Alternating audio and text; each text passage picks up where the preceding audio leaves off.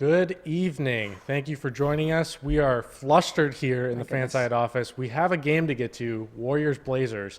I'm Josh Wilson, Jasmyn Wimbish, but first we need to talk about the NBA draft lottery. Pure insanity. When we came down to the Final Four, it could have potentially gone Knicks, Lakers, Lakers, Knicks, and then Grizzlies, Pelicans.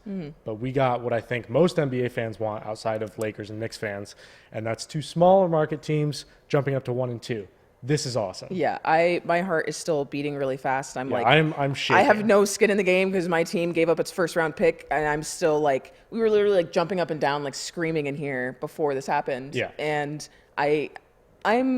I mean, the flattened odds that the NBA has now implemented starting this year, it paid off for them. Yeah. I mean, you have the three worst teams in the league, the Suns, the Cavs, and the Knicks, all fell out of the top 3 or top 2. So, that's pretty much what they wanted to happen. And as bad as it looks, as much as it looks like, okay, it's rigged, the Lakers jump up 7. That's exactly what we want, right? We want these teams who aren't necessarily tanking for these top picks to potentially move up. And that's exactly what happened. Yeah, this is great. It's such a great storyline. So the Pelicans this year, Anthony Davis wants out. He says, I want out. They go through all that drama. Basically, this is the only good thing that's ever happened to their franchise, and he wants out. They go out and hire David Griffin, which is, I think, an amazing hire. He wants to keep Anthony Davis, and then they move up and win the lottery.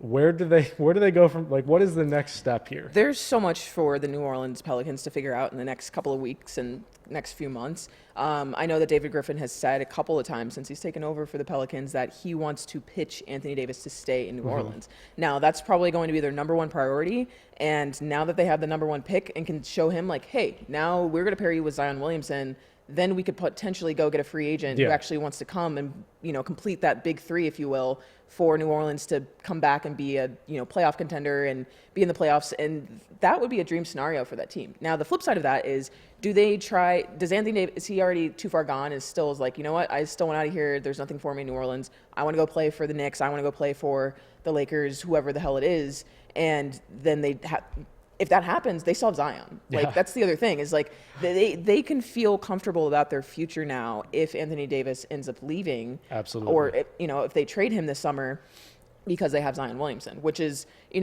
prior to they had an uncertain future in New Orleans before that. It's crazy. Yeah. So we've got on the screen now, New Orleans moves up 6, Memphis moves up 6, New York down 2, Lakers up 7, Cleveland down 3, Phoenix down 3. Like you said, they've got a number of different ways they could take this. David Griffin has said since his first press conference, he wants Anthony Davis to stay. He wants to pitch him on that idea. For me, during All-Star Weekend, he said all 29 teams for me are on the table. Yeah. I will play for all 29 teams. To me, that means he could be open to New Orleans. Yeah, he might feel a little bit, I don't know what's going on there. I haven't seen them try and build around me. But you have a new GM who's super excited to be there, it seems like. Yeah. They bring in Zion, and they could do a number of different things this summer in free agency, try and make some trades at the draft. Lots of different ways they could take this. Is there any way or any argument you can make for trading the top overall pick with Anthony Davis, anything like that, using this as a trade piece rather than, okay, Zion's one of our next pieces for moving forward?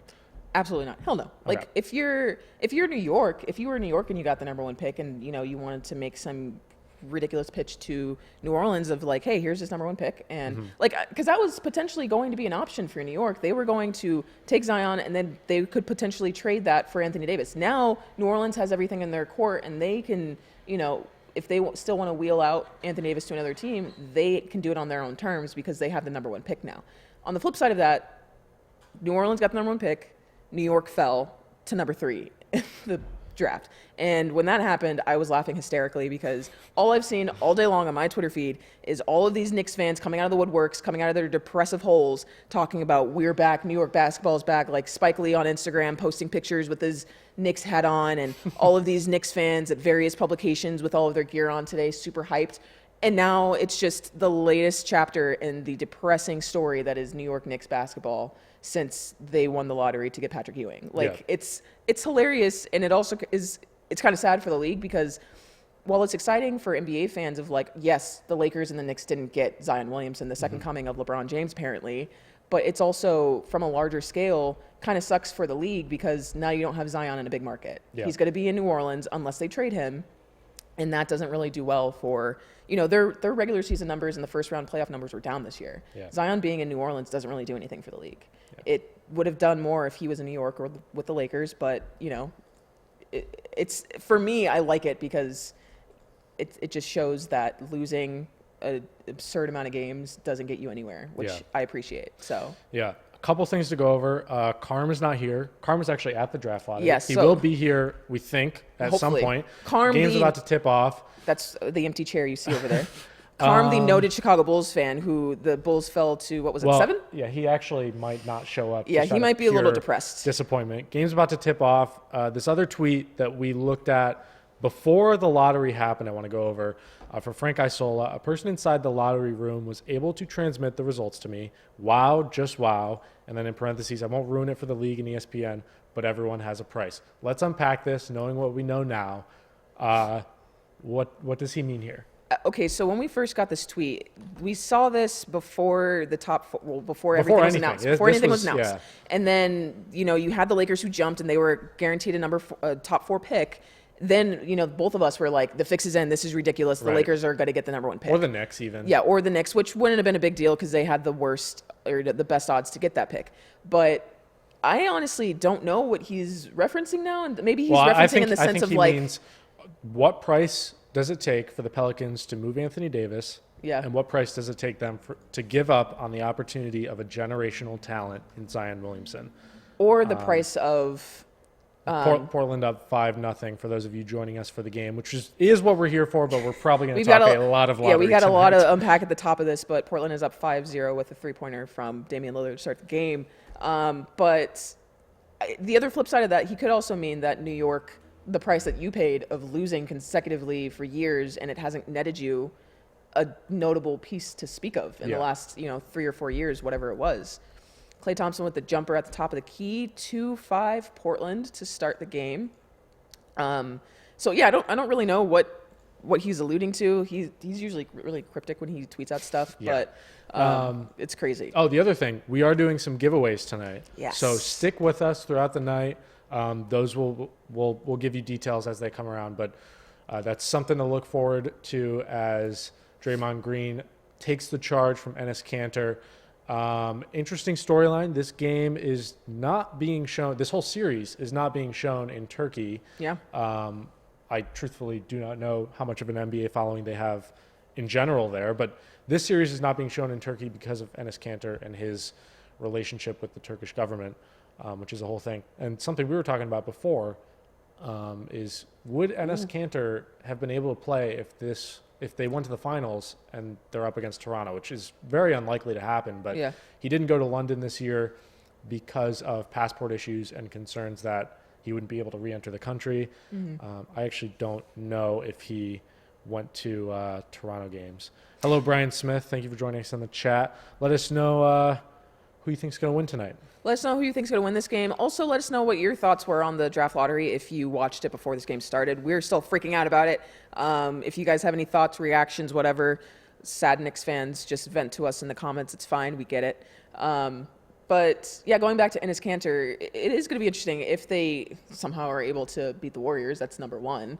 And then also the second part of it is if Toronto beats Milwaukee. But I think you were saying, like, do the same rules apply if I know it's a different country, but going to Canada versus going to London, like, is there going to be a special case made for him to be able to go there? Like, Well, I mean, transcontinental is, I know it's the same, like it's another country, but it is a little bit different. The borders are looser between Canada and the United States, it seems. So, I mean, I'm no political expert or government rule expert, so I can't really speak to whether he would be able to or not. Steph Curry steals the ball and goes in for a layup, 5-7 Warriors. And it looks like Warriors on a 7-0 CJ run. McCollum is injured. It looks like So many eye injuries. I think he got poked in the eye by Steph Curry. And CJ McCollum was a huge factor in Game 7, pushing the Warriors, the Blazers over the Nuggets to face the Warriors in this Western Conference Finals. These playoffs are going by quickly. In the first round, it kind of felt like they were dragging on. Yeah. But now, I can't believe conference finals are here already. Yeah, I mean, how many games do we think this series is going to go? Because as much as we want to talk about wow, this is great, and on the other half of the bracket you have Toronto, Milwaukee, which we will be live streaming tomorrow. By the way, all you Milwaukee Raptors fans, we will be here tomorrow for that game. Right here on this channel, so be sure to subscribe, turn the notifications on. Ding. But for this series, you had all the drama of the 7-game series between Portland and Denver, and then you had the Houston series, which I don't think people lived up. I don't think for people who were expecting Houston to give up a better fight, definitely didn't live up to expectations. Yeah. Is this the team that's going to topple the Warriors dynasty? They match up really well against them. That's the thing. Are the Blazers the team? Yeah. Oh no, definitely not. I think this goes 6 games at the most. Really? 2 games? Probably 5 games. Okay. Wouldn't be totally shocked if it's a sweep, but the Warriors know when they need to turn it on and when they don't need to, so I could see them giving up a game here. Yeah, I think it's a gentleman's sweep. I think it's going to be a 5-gamer. Brian Smith says, personally, I think the Warriors are better without Durant. What do you guys think? 6 games, I think Warriors are going to take it in 6. I mean, I think they're a different team without Durant. I think they're still a good team without Durant. It's just a matter of when you have this many good pieces and a bunch of players who can just take over the game at any given point, somebody else is going to step up. So, yeah, they're still going to look good without Durant, and that might, at a glance, speak to, Durant's not great for this team, but that's, to me, that's not the case. Yeah. See Draymond Green to the hole, and it's in. Apparently he's calling for a foul. Someone bopped him on the head, but come on, this is playoffs. This is the Western Conference Finals. Stop complaining. Yeah, I've seen far too many fouls being called, and I've seen far too many players throwing their hands up in the air like it was the worst call Step they've ever back Dame. seen. It's good. Tie game. Portland just scored 9-9. 8 minutes left to go in the first quarter. Damian Lillard in the last series didn't have the performance that he had against OKC, maybe because he didn't have Russell Westbrook to kind of show up. Yeah. But like you said, it didn't really matter because CJ McCollum kind of stepped up for him and produced for the Blazers. But now you need everything to go right for Portland to be able to beat this team. Damian Lillard has to score 30 points a game. CJ McCollum has to score near that. Enes Kanter can't be shooting air balls. That's for damn sure. Why is he even taking that shot? That's not your game. He's played far better than I expected him to in these playoffs, though. Yeah. Klay Thompson with the subbing jumper. in for Yusuf Nurkic. He's been pretty good considering his nickname is Enes Kanter. So, are you looking for the bell? Yes. I need my bell. It's dead. Appreciate it.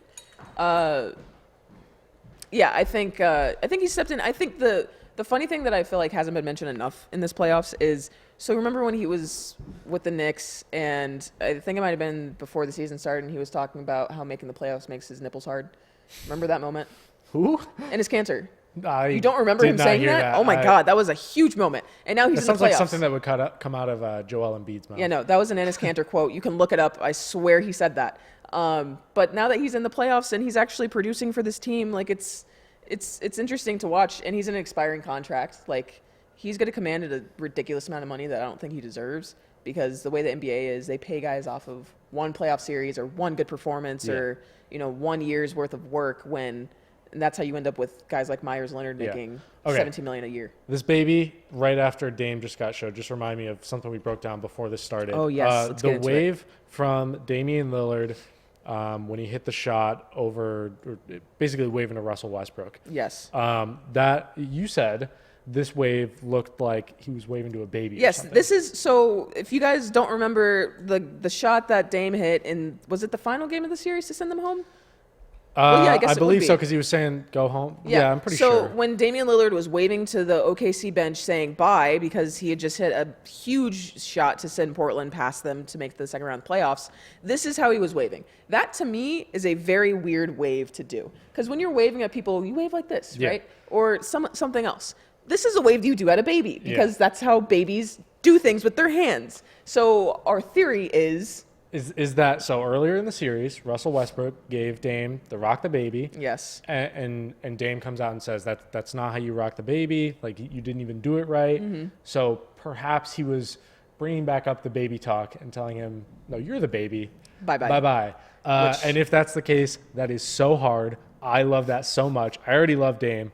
I'm going to just believe that that's exactly what was going through his head. But I think if it is, Damian Lillard is far deeper than I ever imagined him to be. yeah, That's I'm sure thought. in that moment, there's no way you can think all of those things and connect all those dots. Let But me maybe. Okay, so we got Alex Savis, our lovely coworker, in the chat saying, I don't know anything about basketball, but you guys seem cool. Thanks. Thank you. You get a ding, Alex. I appreciate your presence. Zach Best. Zach Best, go Portland. What? Well, that's odd, because isn't he an OKC fan? He is. Interesting. But at this point, Respect for the enemy, I guess. if your team's out, you just want the Warriors That's true. to be knocked down. That's true. Brian Smith says, personally, I would take Curry over Durant if I had a choice in a draft. That's an interesting. Right now, I'd take. I don't think that's a totally off-base thing to say. They're both Curry great over players. Durant? I'm saying I would take Durant, but I Okay. can see why you would be like, I want Curry. I don't see why you would want Curry, because Durant is arguably not. I don't believe it, but arguably the best player in the league right now. Oh, He's putting yeah. up. He's putting up absurd numbers. Prior to his injury, he was, if we were talking about if the MVP was just the postseason, Kevin Durant would have already locked up the award. He's playing ridiculous. He's for sure the postseason MVP with maybe like Giannis as a close second. Yeah, like he's the not most, even a close second actually. He's the most important player on the Warriors. Yeah. Like it's not, and I'm sorry, it's not close. Like I get, Warriors fans and their, love for Steph Curry because they grew him and they drafted him and he's their guy. But to say that you would take Steph Curry over Kevin Durant is very short-sighted, and it's showing that you're not actually paying attention to the fact that Kevin Durant is the reason you guys have been able to sustain the success for so long. He's phenomenal. That game against the Clippers, game 6, I think. Did they go 6 with the Clippers? Yes. The final game of that series. Yeah. Durant was phenomenal. Looked like he could not miss anything. Zach Best did indeed confirm, I'm a Warriors hater first. Let's see. Duke I respect it.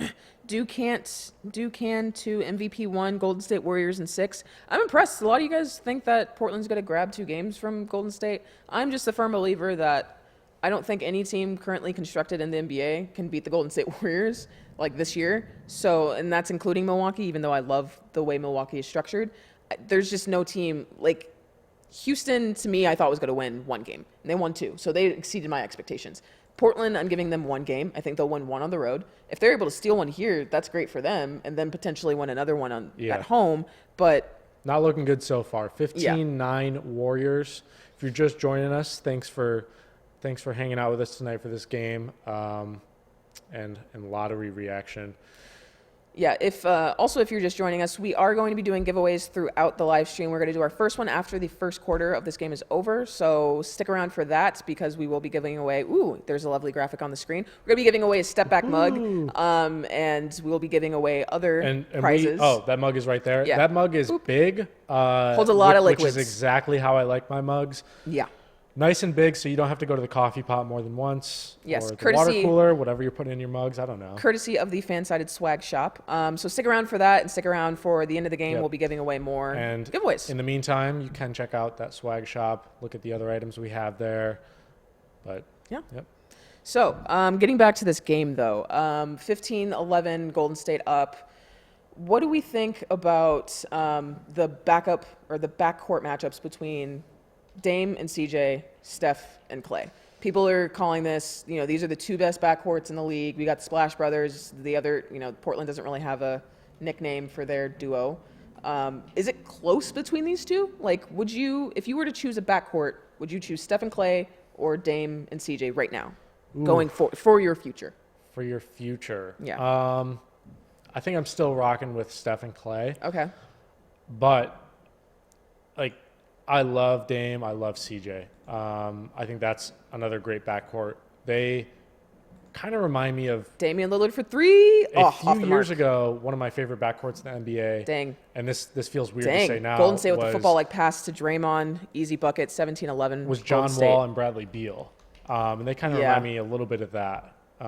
So McCollum's a little bit better off the ball than Bradley Beal, though, which I like. They really complement each other well, which is exactly how I feel like Steph and Clay operate. Portland with the 3. 14. Golden State 17. Rodney Hood about to check in, as well as Zach Collins for Portland.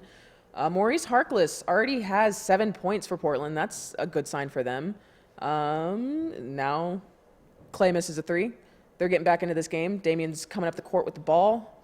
The whole John Wall, Bradley Beal thing is... Man, that just fell apart, largely due to injuries. Al-Farouq Aminu with the easy bucket at the rim. 17-16. Here comes Portland. Where did the Wizards end up? Let's see. Brian Smith says Stephen Clay. Brian, are you a Warriors fan, though? Because I feel like you might have a bit of a bias here, but let us know. Because I get it. I mean, it's hard to pick against a duo that's won several championships already in the past couple years. But I don't know. There's something about Damian Lillard that I just love. And if there's a backcourt featuring him, I'm taking him. Yeah. So now that the Rockets are out, my little brother was texting me about his plan to rebuild the Rockets. Oh. Let me find it. While you're finding that, Ducan2 MVP1 says, what do you guys think of the Pelicans getting the number 1 pick? Okay. So we were complete shock for the first 10 minutes of the show. I think we've kind of settled in a bit better now. A little bit. I'm happy about them getting number 1 pick because I love it. With the chances or with the options that we had as the top 4 of Memphis, New Orleans, New York, and the Lakers, that to me is the best scenario because if you're New Orleans, you have everything on your side of, you have the option of not trading Anthony Davis. You could make him walk next season or after next season because he will be a free agent after next season. Or you can try and, lure him back into the fold and say, all right, we have Zion now. We can then go and get a free agent this offseason to pair with the two of you, and we could be right back in the Western Conference. Did you say you'd let Anthony Davis walk potentially? I mean, you have Zion. You can, you're playing with house money if you're New Orleans. You're giving up so much, though, that you could potentially get back in a trade. Yeah, but... even if you can get half of what the Spurs got for Kawhi, that's better than nothing. That's true, but I guess I don't know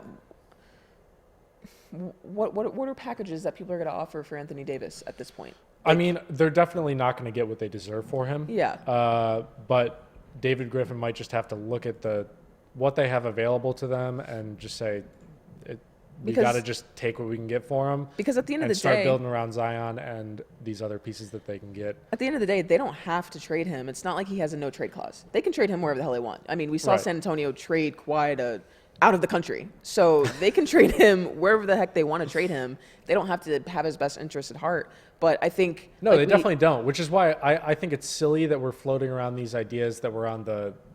I mean, he's since opened it up and said, I'll go to all 29 other teams. Yeah. But the fact that we're only looking at 4 teams, the ones that were first rumored, like the Celtics and those, that's silly. Is this a Mark Carman? This is a Mark Carman appearance. And he's here. No, I don't want this chair. Let's switch. Oh, we're switching? Okay. Mark Carman is just joining us. He was visiting the NBA lottery downtown Chicago, I imagine. Is that what some hotel? It was at the Chicago Hilton and Towers. I need a hug. I'm so sorry, man. I'm so sorry for you too. I'm fine. I I have Luka. You have nothing. Bulls got the 7th pick in the draft. How was the energy? Honestly,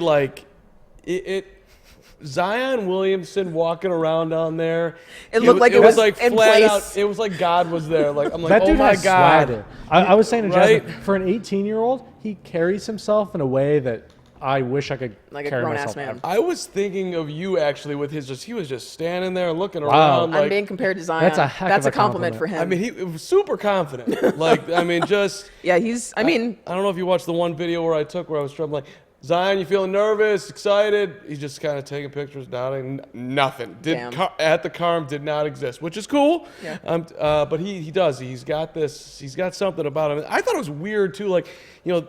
ESPN's up in the corner. Mm-hmm. There's Rachel and all them, and they're talking about him. Mm-hmm. I'm sure you guys were watching. He's sitting right there. Oh wow. This guy can jump like no one else. This guy can, and he's just it. I'm like, oh my God, and everybody else is there too. Cam Reddish is sitting there. Oh my God. All the draft picks are sitting there. That's wild. I didn't see John Morant, but I'm sure he was in there. But regardless, congrats to the Pelicans. Congrats, Pelicans. I mean, if our option was New Orleans or the Lakers, See, it's annoying that New Orleans got it though. Like, you just tanked your season. You handled, and not even tanked it. You handled Anthony Davis as bad as you can handle it. I don't even maybe think I blame the Lakers more. I don't know. I think that's Anthony Davis handled it as bad as he could have handled it because he was kind of like, I don't want to play anymore. I want to be traded. I'm going to sit out. And New Orleans was like, okay, we'll just do whatever you want. And now David Griffin's like, the first thing I want to do is bring his ass back. You're right. I guess like Anthony Davis. Did you deserve this? That like this dude's like gonna benefit big time. Oh yeah, absolutely. Right.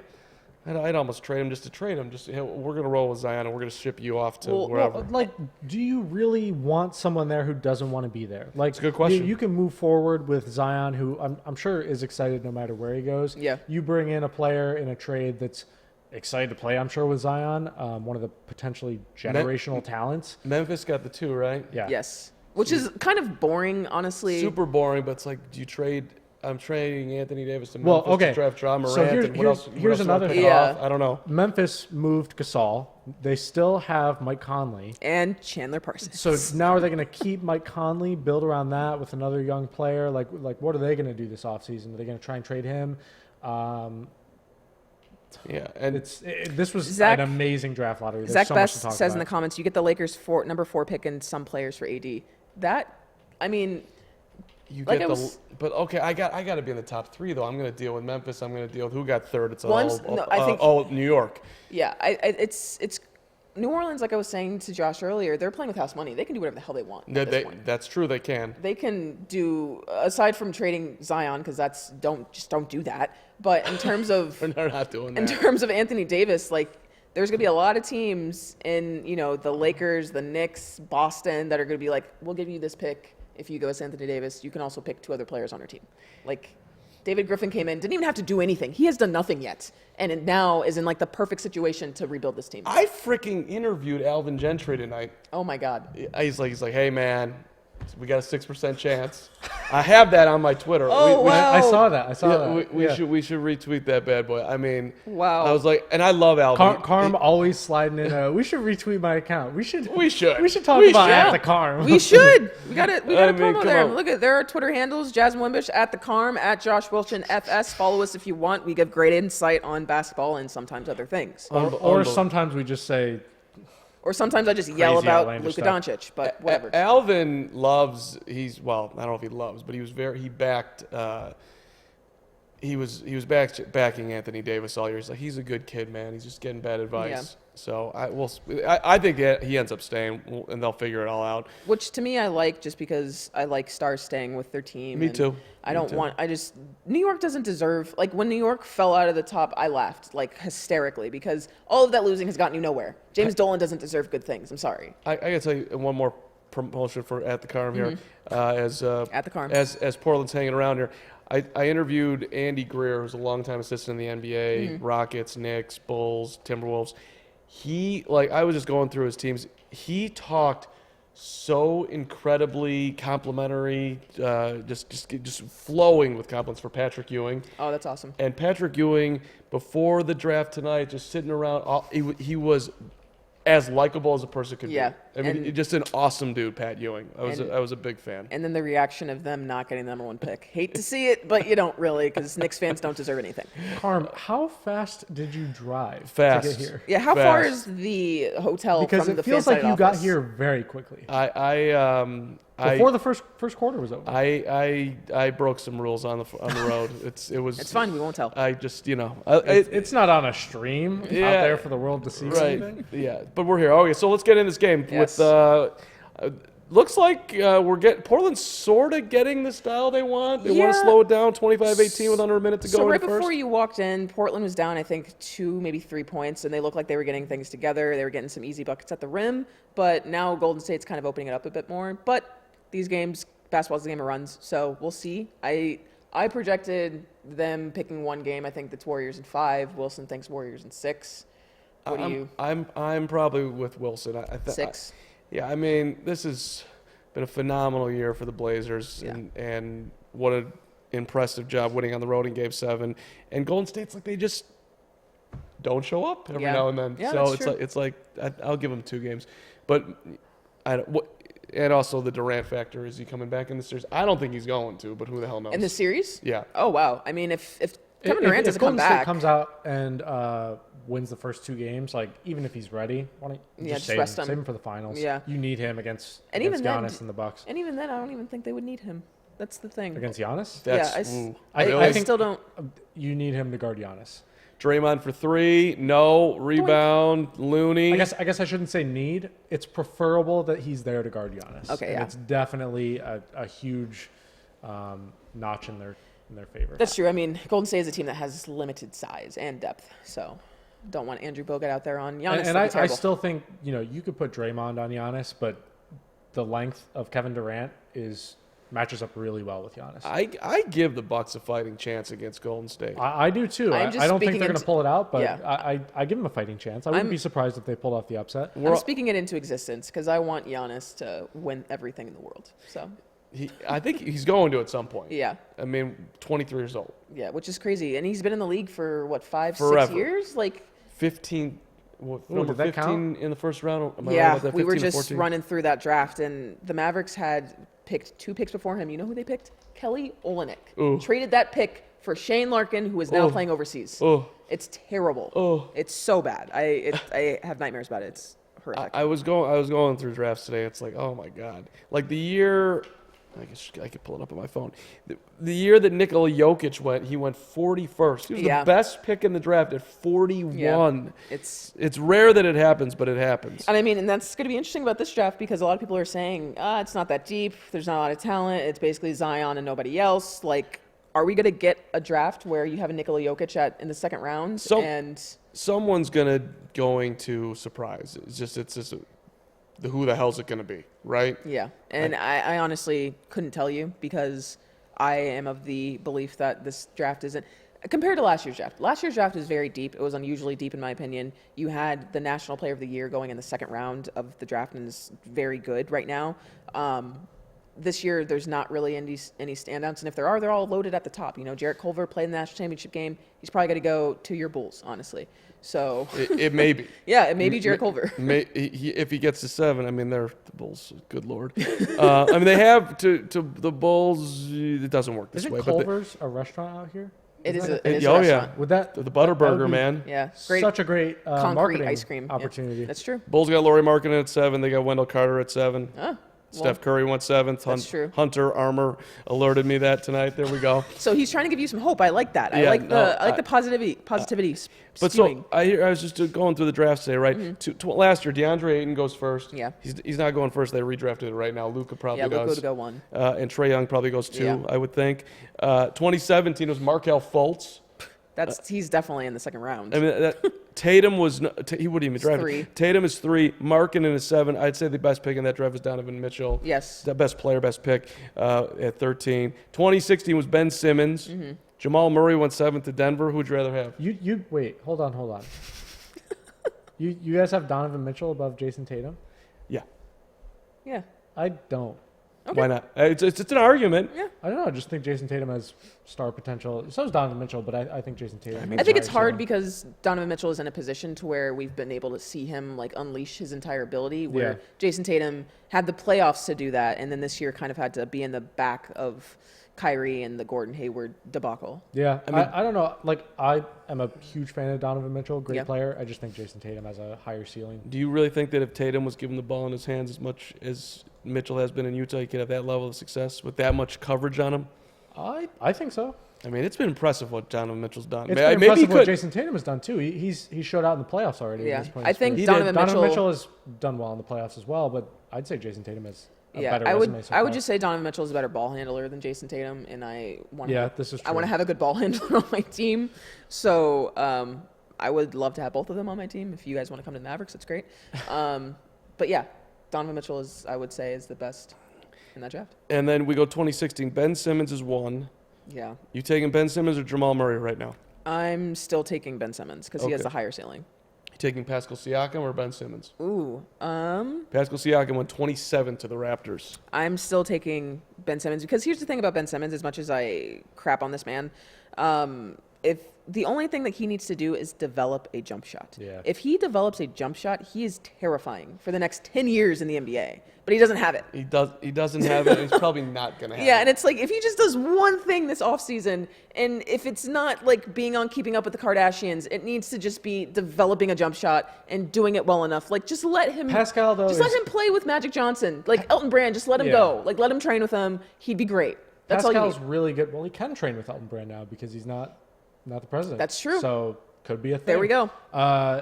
Pascal's really good, but there's something missing from him that Ben Simmons has. That's like you don't want this guy with the ball in the hands all the time. You need a guy like Pascal, absolutely, and he's a great player. But he's kind of that, I don't know, complementary piece.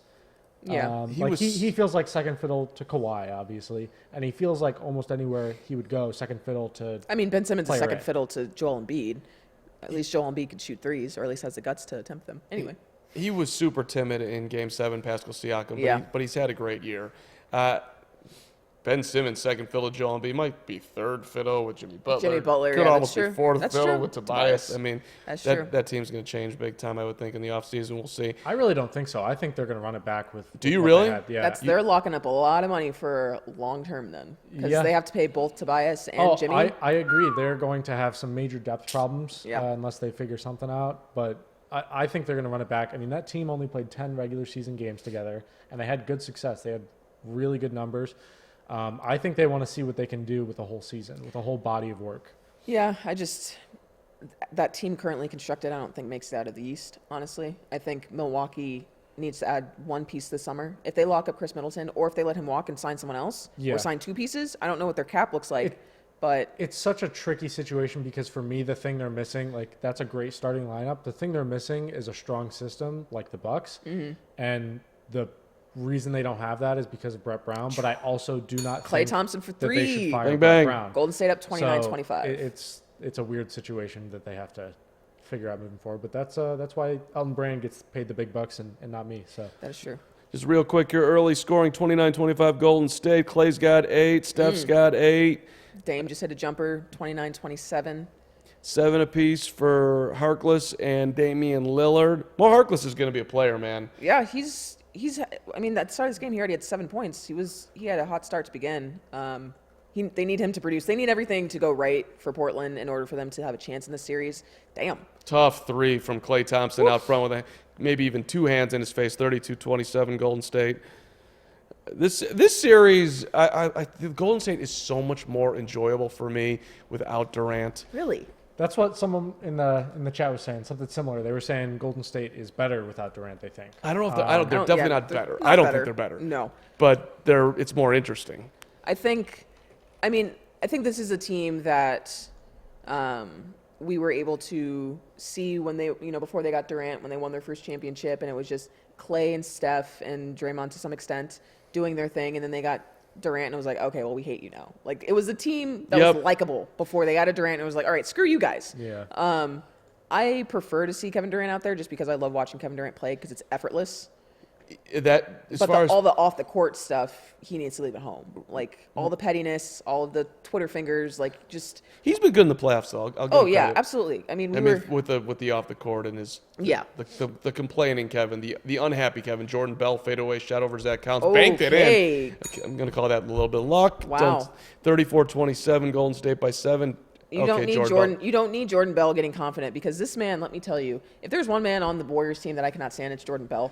And I don't think the Warriors like Jordan Bell too much. Honestly, like it started last year after they won the championship, and he's at the parade acting like a fool, which I get. It's your first championship. You're like 12 years old, but he's out here running around asking people in the crowd for a bottle of Hennessy and just pouring it all over himself, showing up to stuff drunk, not showing up to practices in the preseason, like just completely being an idiot. And I remember last season, maybe it's because it was against my team. In his rookie year, it was Warriors were up by 30. The game is over. He comes down the court, steals the ball, throws off the backboard, does a 360 dunk. Like, it's completely unnecessary.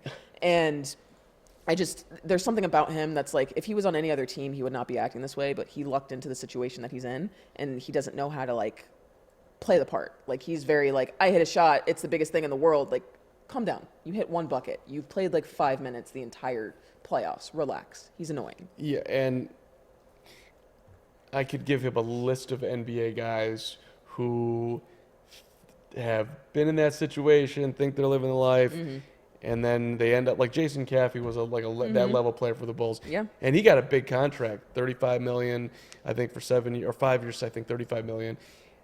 Blew all his money, alcoholic, like it comes quick at you. Yeah. And he's got, come on, man, you're on the Warriors. There's a lot of good role models around you. You could, Kevin Durant's not messing around. Neither is Steph Curry. Draymond's got his own thing going on, but Draymond comes ready to play. Yeah.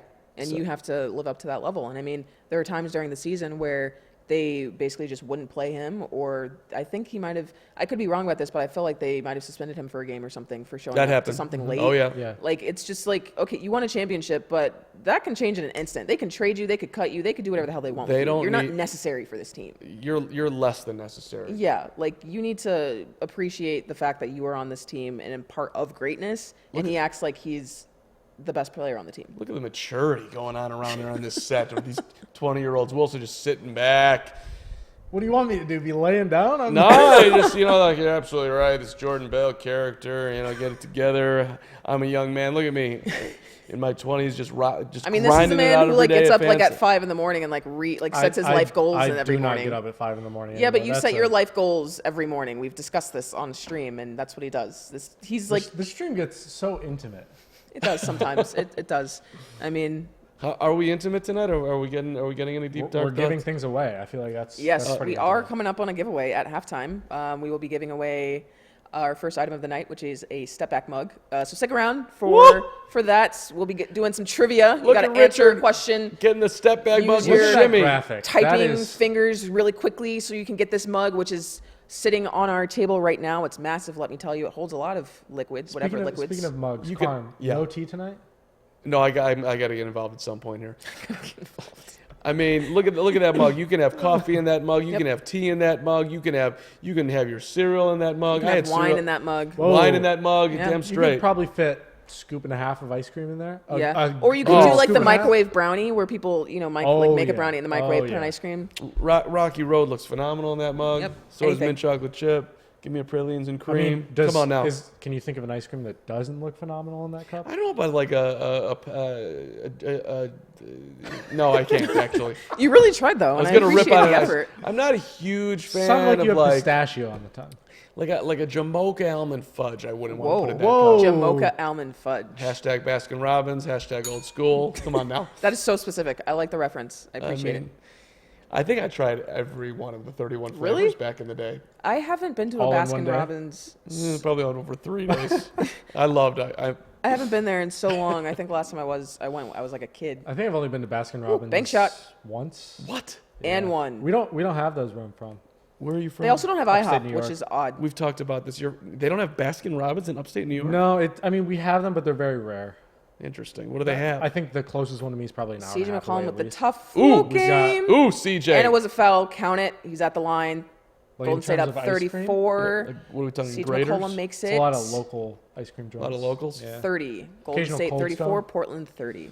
All right, Portland. Let's hang around. Let's do something. Enes Kanter's on the court, which is ridiculous, by the way, that you can't watch this game in Turkey. Yeah, it's really unfortunate. So if But you have any, they can watch this stream. so if we have any Turkish fans out there, we're your next best option. We support Enes Kanter right here all day long. Rebound to the Blazers off I think that was Klay Thompson miss. Rodney Hood coming down. Who can remember Rodney Hood last year with the Cavs? Yeah. Was he disgusting?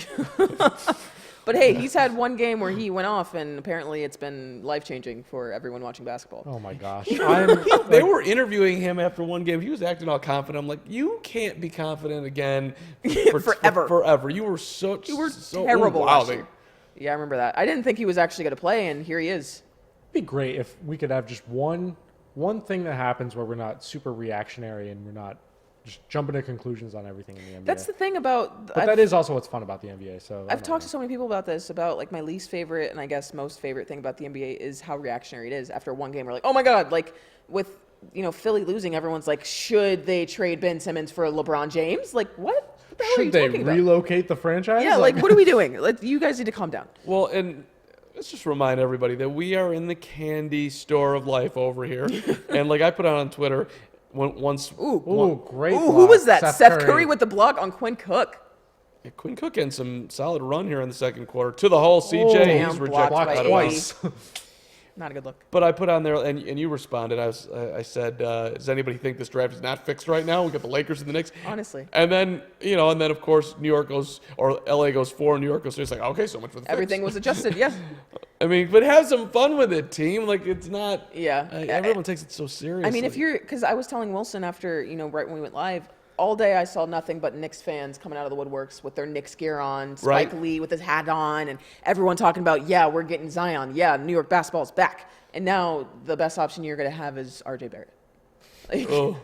Which RJ Barrett it's not terrible. It's fine, but they still can hold out for this offseason and trying to get KD and trying to get Kyrie. It would have been so much easier to convince them, though, if they had the first pick or if they were able to trade for AD with that first pick. Oh, what the hell? Andre Iguodala stole the ball from Rodney Hood. Rodney Hood snatched it right back. It was a terrible pass by Evan Turner. Yikes. That was not a good look. The basketball's a little uncrisp right now. Perhaps A little sloppy. Perhaps a little bit of a Okay. tired Portland team. I don't know.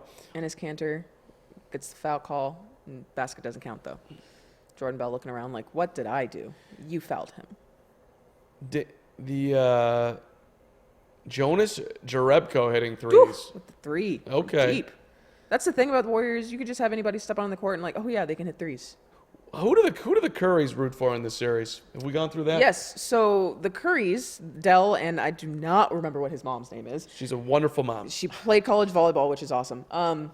They actually did rock, paper, scissors. The most attractive parents of all time, by the way. They're very good looking. Sonia. Sonia, that's what it is. Sonia Curry. Sonia Good Curry Lord, and Dell. beautiful. They flipped a coin to see which parent was going to represent which son for this game, and they're going to do that for every single game. Yes. So today, Dell is supporting Seth, and Sonia is supporting Steph, and then it's going to change after every game. And what I was saying to Wilson is, like, I get that it's Curry versus Curry, but is it really that? They're guarding each other Interesting. right now. I think it's interesting. But I mean, one is clearly It's so. I mean, you should have passed it. He's wide ass open. Why his brother's not paying him any respect? Seth Curry's just wide open in the corner. Seth Curry gets the rebound. Seth Curry dribbling out. Seth Curry guarded by Iguodala. Seth Curry's pass is deflected out of bounds. But I mean, for the Currys, the parents, Don't you just root for each one of them whenever they have the basketball to do something That's good? what I was like. Why Yeah. don't you just get one of those custom jerseys with the split down the middle with you both sons already represented? know who's probably going to win this series. Just Yeah, for root good for the- basketball Yeah. and root for them to play well. Or root for the underdog. Steph, you've had enough. Yeah, I'm going for Seth. Two-time MVP, multiple championships. Let's just say your brother needs some love in this situation. I promise you, if it was my kid, I'd be rooting for Seth. I would. Well, that's good. I'd go full underdog. And I'm sure the better player wouldn't care as much. Seth Curry, step back jumper, short, rebound Cantor, missed it. Rebound tipped out. Curry thought about the three, over his pull up brother. jumper, missed it. That Oh was a great man, He got opportunity. nervous. Passed up. Damn. He would have fa- put that on replay against his brother every family occasion. He faked the three. Steph went flying by. Pull up, bang. Mario, Portland ain't getting swept. Mario. Mario, are you a Warriors fan? We got to know. I wanna know- I wanna I'm know- at least giving them one game, like gentleman's sweep. I want to Just know one in game. the chat, are you team Steph or team Seth? Ooh, good question. Seth or Steph? Which Curry are you rooting for? That was Ennis Cantor was trying to back in Draymond Green and just embarrassed himself and lost the ball, turned it over. Now here's Steph Curry for no, they're going to call no him legal shots. screen. Okay, here's an interesting one in the chat. I'm from Boston, I can't read that. Ducan 2 MVP 1. And I think there's a chance Kyrie goes to the Pelicans if AD stays now. That would be interesting. I don't think there's a chance, but I like the way you're thinking. You think Kyrie goes to the Pelicans? So basically, And Brian Smith said, "No, Kyrie's going with LeBron and the Lakers." no matter what, It's going He's to be not be going to an Boston. amazing summer. It is, and everything starts July. Well, actually, everything starts whenever the draft is, which is June 20th. 20th, and then followed by NBA free agency, which I'm sure none of us will get any sleep. Constantly refreshing our phones, turning on all the notifications for Woj and Shams. I already have them turned on. It's a bit exhausting, honestly. It's exciting. It is. And Mark Stein. Don't sleep And on Mark Mark Stein. Yeah, he actually retweeted me once. That was fun. That's a huge moment. yeah. What was the retweet on? Well, it was something that he wrote, but he, does this newsletter every morning, and one newsletter, because he used to cover the Mavericks, he did a Q&A with Dirk, and it was asking him about, like, how do you still play at the age of 40? And then he was talking about his relationship with Luka, and there was just a really, like, touching moment in there, and I, put the quote in a tweet, linked to the story. I didn't even mention his name in it, and he retweeted it and then messaged me and was like, thank you for, putting that out there. And that was a nice little moment that I had with I think I might have Mark told you Stein. this, but I have his notifications on, and like it came up that he retweeted you, and I was like, what? Oh, What's yeah, going you on? told me that. Yeah, that was crazy. So Mark Stein, also his newsletter is really great. He gives some... I remember there was one where Steph Curry did a power ranking of the popcorn in every single NBA arena, because he is like a popcorn fiend, and he ranked them from 1 to 30. Number 1 was the Dallas Mavericks, by the way. I think last was the Lakers. Like, Staples Center in general has apparently terrible popcorn. So, Really? yeah. That just seems wrong. Right? They're showing Boogie Cousins, by the way, on the screen. He's looking very He looks dapper, that's for sure. a dapper Boogie. He looks like Schoolboy Q. I will say this till my dying breath. That man and Schoolboy Q, the rapper, look exactly the same. I've tweeted it multiple They do. times. If it wasn't Pictures for side by the- side. for the height discrepancy, Yeah. like if they're just sitting down next to each other, you exactly might alike. mistake them. Reminder, Game 1 Milwaukee, tomorrow night, 7:30. We will be here. Yes, Yeah. we will. And then we'll be back here on Thursday night for Game 2 Be of sure to this series. subscribe so you can know when these are happening. Yeah. But we are Please. doing one tomorrow. And back here for Game 2.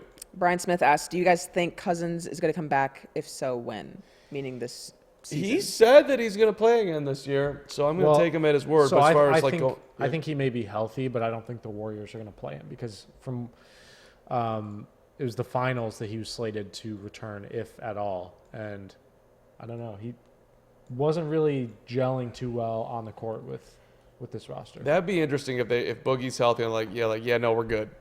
We appreciate you, but we're good. Ooh, Steph Curry got blocked. That was my take. Run they I got don't him. know Like, that it's any disrespect to him, but he hasn't gotten much run with this team. Yeah, I think especially this team has had its up and downs. They've lost, games at home throughout the playoffs this year, which is not, indicative of what they usually do. Yeah. But I don't think you want to throw in another, piece in there and try and figure it out and make it work when And you're trying to going make a against Giannis, three-peat. him coming off an injury, like you don't know how quick he's going to be, how he might react. He might get blown by on defense. Well, and not only that, but you have to think, if you're DeMarcus Cousins, you have to think about your future. If you get injured again in the finals, like, yeah, you might win a championship, but Yeah.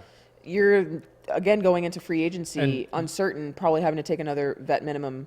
You are not going to Contract. boost your resume that much from just a few finals games. Yeah, exactly. Couple of free throws from Mo Harkless. It is an interesting question for Boogie. It might be in his best interest just to chill out. Yeah. However, if he does get on the court and he plays well, even if it's in very limited minutes, that might help him get some paper in the offseason. Yeah. I mean, I think if DeMarcus Cousins has been in the league for so long that I don't think you need any more tape on him. You probably don't. We know who he is. We know that he's an all-star. He's one of the most dominant big men in the league when he's healthy. Like, if you want to take a chance, if you're a team that needs a big man and you have some money to spend this summer and you want to take a chance on Boogie this summer, do it. And then maybe he'll come back healthy and better. And How about Chicago? yeah, I mean, that would be a good spot for him, and the Bulls could use a little bit of How a juice. about the Pelicans? See, I think that'd be a great Yeah. one. You I trade mean, he could go AD, back. You bring Boogie in. I wouldn't do that. No. They've played okay together, although they played better once he got hurt. Nico came over, Boogie got hurt. The Pelicans won the only playoff series they ever won with Anthony Davis. Steph short shot in the lane, no good. Rebound to the Blazers, down by 6 here. 3:18 as you see on the clock here for the first half. Dame being double teamed. 3 ball by Aminu, no good, and the rebound to the. So we've got in Golden the State chat, Warriors. Abdel Rahim Sadiq asked, do you guys think that Milwaukee, he's also, this is in all caps, do you guys think that Milwaukee is going to be champions? 3 question marks. I That do was not. So loud. Stop yelling at us, please. No. As much as I They're gonna want it be to happen, close. this is what I want. Let me tell you this, sir. I want the finals to go to 7 games. I want it to be close. Me too. And if the Warriors win, the Warriors win. But I want Giannis to be on the biggest stage possible with everyone watching to see that this dude is going to be the face of the league for the next 10, 15 years. I'll go further than that. I want the Bucks to win it. I'd yeah. love Oh, it, yeah.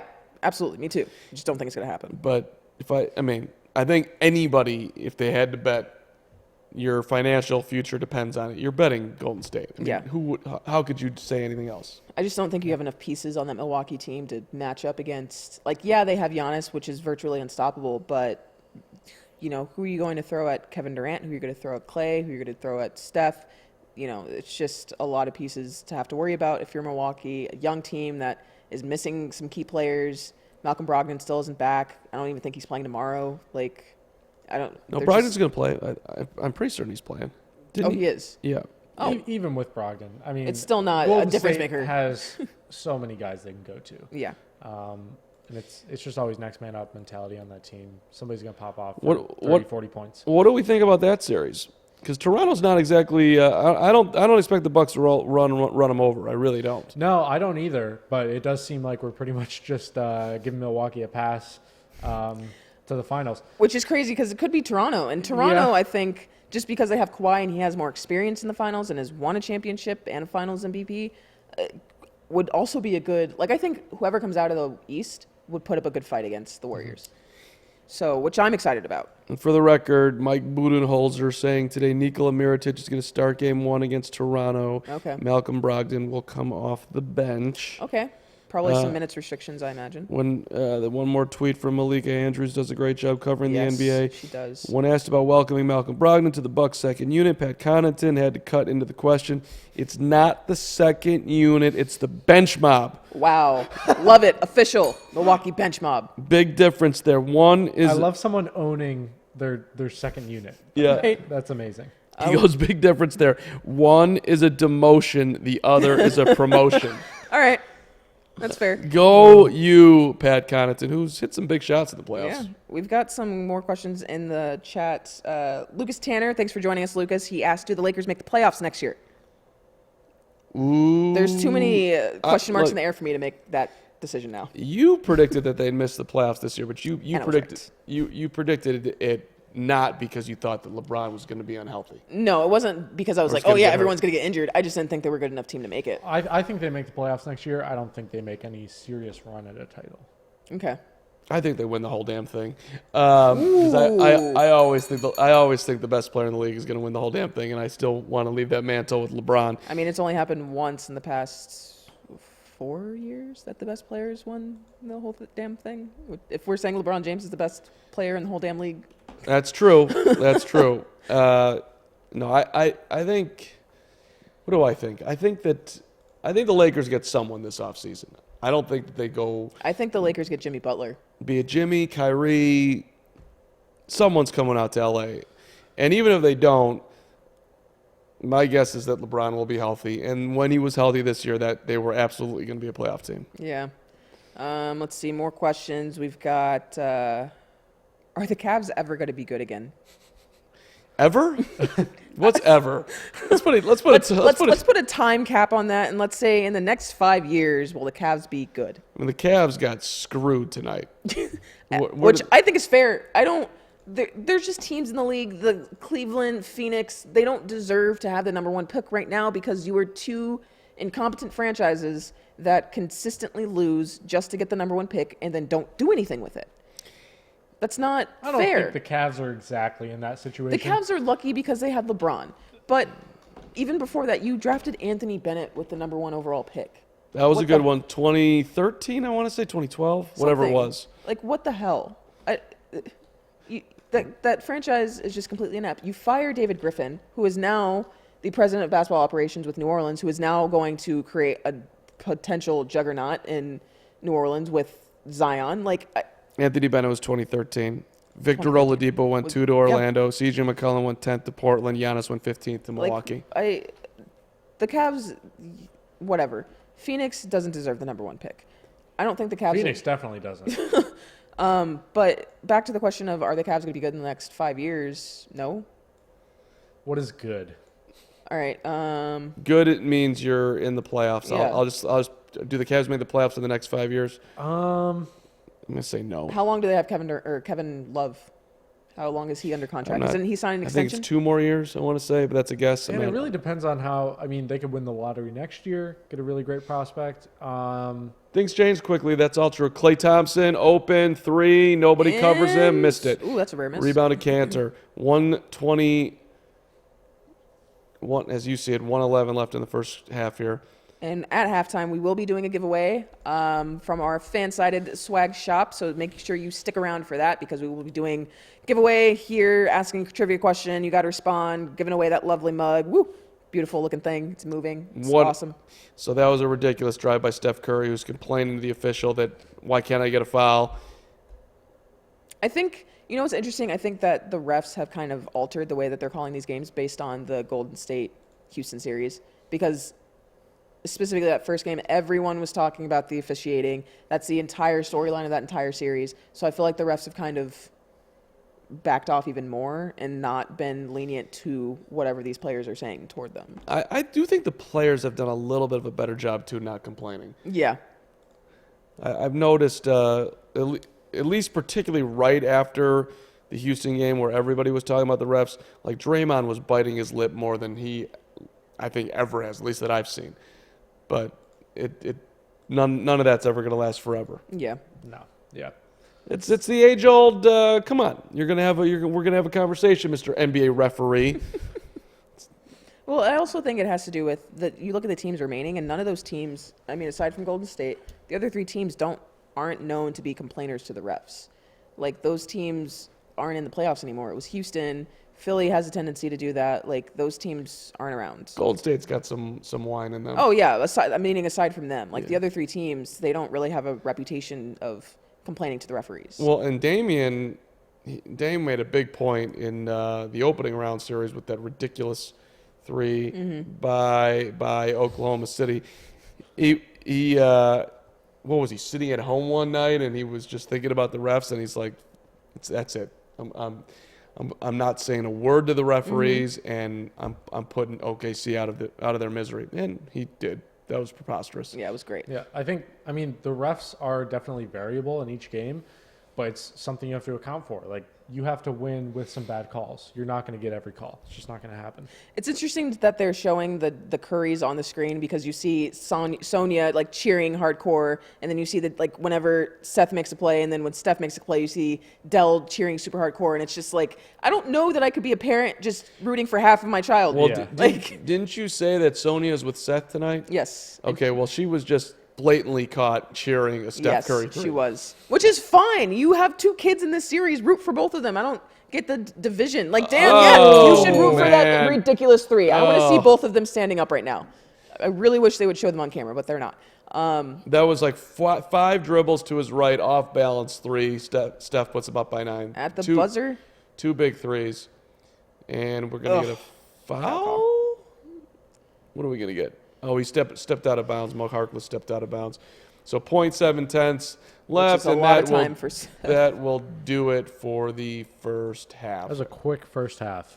Yeah. Probably because we were just Wow. shocked with the outcome of the lottery and, Yeah, we and all were. that stuff. That was crazy. This is where I go get my tea, and why don't you tell people how we're doing this giveaway there? Yeah, let's do the giveaway right now. So what we're gonna do I'll is our hang out. first giveaway of the night. I can't leave during the giveaway. So our first giveaway of the night is going to be a step back mug. I am required to say this. No purchase necessary, U.S. residents only. You have to be 18 years or older to win this prize. So sorry to all the 12-year-olds who watch our stream. If you are out there, I apologize.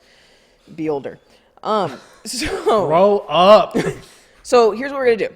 So the first person to email the correct answer to this trivia question that I'm about to ask, you have to email the correct answer to NBAlive@fansided.com. NBAlive@fansided.com. All right. Not eligible.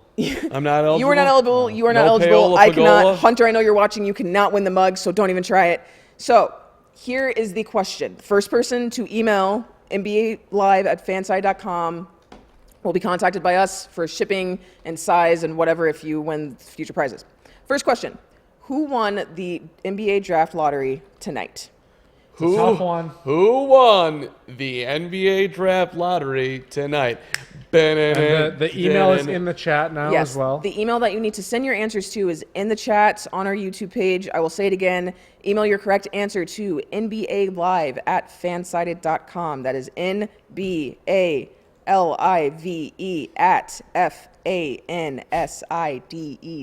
NBALIVE@FANSIDED.com. And a reminder that you are a part of history. This is the first time we are ever giving away anything Yes. on the NBA Live show.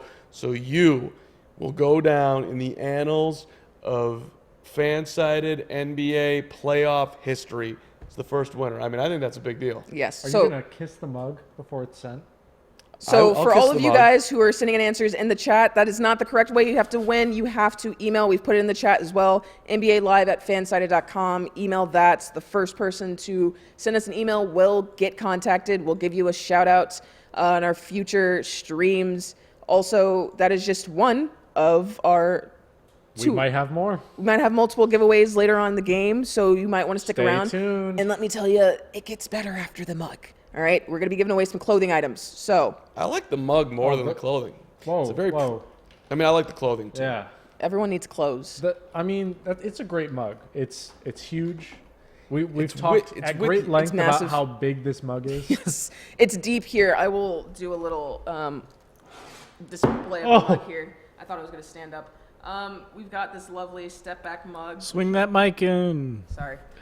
We've got this step back mug here. It's deep. It holds lots of beverages. I've used one before. It's got a nice sturdy handle. Yeah, it's lovely. It's great. Yeah, it's Send in really- those answers. It's really good. First one to answer correctly. Milk, Gets this whiskey, mail to them. wine, tea. It also will be a new mug, not the one that we've Yeah, not used a little bit here. not this mug. Oh yeah. All right, so we're at halftime. Yeah, team. Let's just recap here as we get settled into a nice halftime. Hope everybody's having a great night. Appreciate you checking us out tonight. 54-45 as you see at the half. Your leading scorer in the ball game is Steph Curry with 19. He's 6 of 12 from the field, 4 of 7 from 3. He's got 4 rebounds as well. Klay Thompson, 5 for 14, has 11. Those are your two double-figure scores for the Warriors. 12 points for Damian Lillard to lead the way for the Portland Trailblazers. Mo Harkless with 9. So Dame, the only one with 12, and he's doing that on only 5 shots. He's 2 for 5, but 1 of 3 from the field, and going to the foul line a bunch tonight. So congrats to Dame for being aggressive. CJ McCollum is 3 of 11, 0 of 3 from 3. Yeesh. And they're still in this game. I mean, it's Oh, yeah, they're in it. Absolutely. Seth Curry is over 4 and has not scored. not a great showing. Trying to show up your brother in the first game. I mean, that just sucks. You got your brother To over be there. the other Curry, yeah, no. I have not, a gripe with the NBA. We had okay. no basketball games yesterday. Or what's today? Tuesday? We did have a game the Oh, day today's before. It was Tuesday, not Mother's Day. Wednesday. It was- Yeah, we had you're 2 games, 2 game 7s that day. You're right. No basketball game yesterday. Why was the lottery not yesterday? Like, Because this was far more. Come on, this was insane. Because we were standing here, we were anxious. no, I agree. It was amazing, but it would have been amazing on, regardless of what day it was on. I feel like I hardly paid attention to the first half of this game because I was thinking so much about, oh my gosh, the Pelicans won. And I mean, The Grizzlies are too. Like, It went. I think for us, we're in a different situation because we had to work immediately after that. But for the NBA on a scale, you have people watching the draft, and then you're leading into a playoff game. You're hoping people stick around. this Like is that's true. for I'm viewership sure it's numbers. great for their ratings. Yeah. But I don't care. I get it. Portland is, by the way, has turned the ball over 13 times to the Warriors 7. And just a reminder on that draft lottery, the Pelicans win the Zion Derby, which is kind of just feels wrong, but they did. Memphis. I've never seen. Sorry to cut you off. I've never seen them like trot a prospect out like that in previous years. I feel like I don't remember it either. I was during the lottery. I was legit. He's walking right at me. I'm like, am I? Is that you, Zion? You're here? Yeah. Is he bigger in person? No, I actually think he's smaller in person. Really? I was not like I thought that he was going to have a more physically imposing presence. I mean, Cam Reddish is bigger than him, Really? taller than him. Interesting. Yeah. Pelicans 1, Grizzlies 2, Knicks 3, Lakers 4. the Cavaliers 5, Suns 6, Bulls 7. When the Chicago Bulls popped up at number 7, How? Yeah, it was such a. We need to walk through this. How the hell did you feel? I felt sick, and I, right behind me was John Paxson, who hit the 3 to win it in '93. Bulls basketball president of operations, whatever the hell his title is. Him and Gar Foreman, general manager. I mean, Paxson's running the club. I'm looking at him, and he's just looking down at his phone and scrolling. It's like, oh, this is just brutal. Just brutal, and just an audible gasp in there. And then I went up to Horace Grant, who, was the one sitting up. Yeah. He's like, what can I say, man? Yeah, he looked disheveled. It was rough. But so the Bulls, I mean, the worst they could have done was 8. They got 7. I mean, the biggest percentage odds they had was to go 6th. If there was no lottery, they would have picked 4th.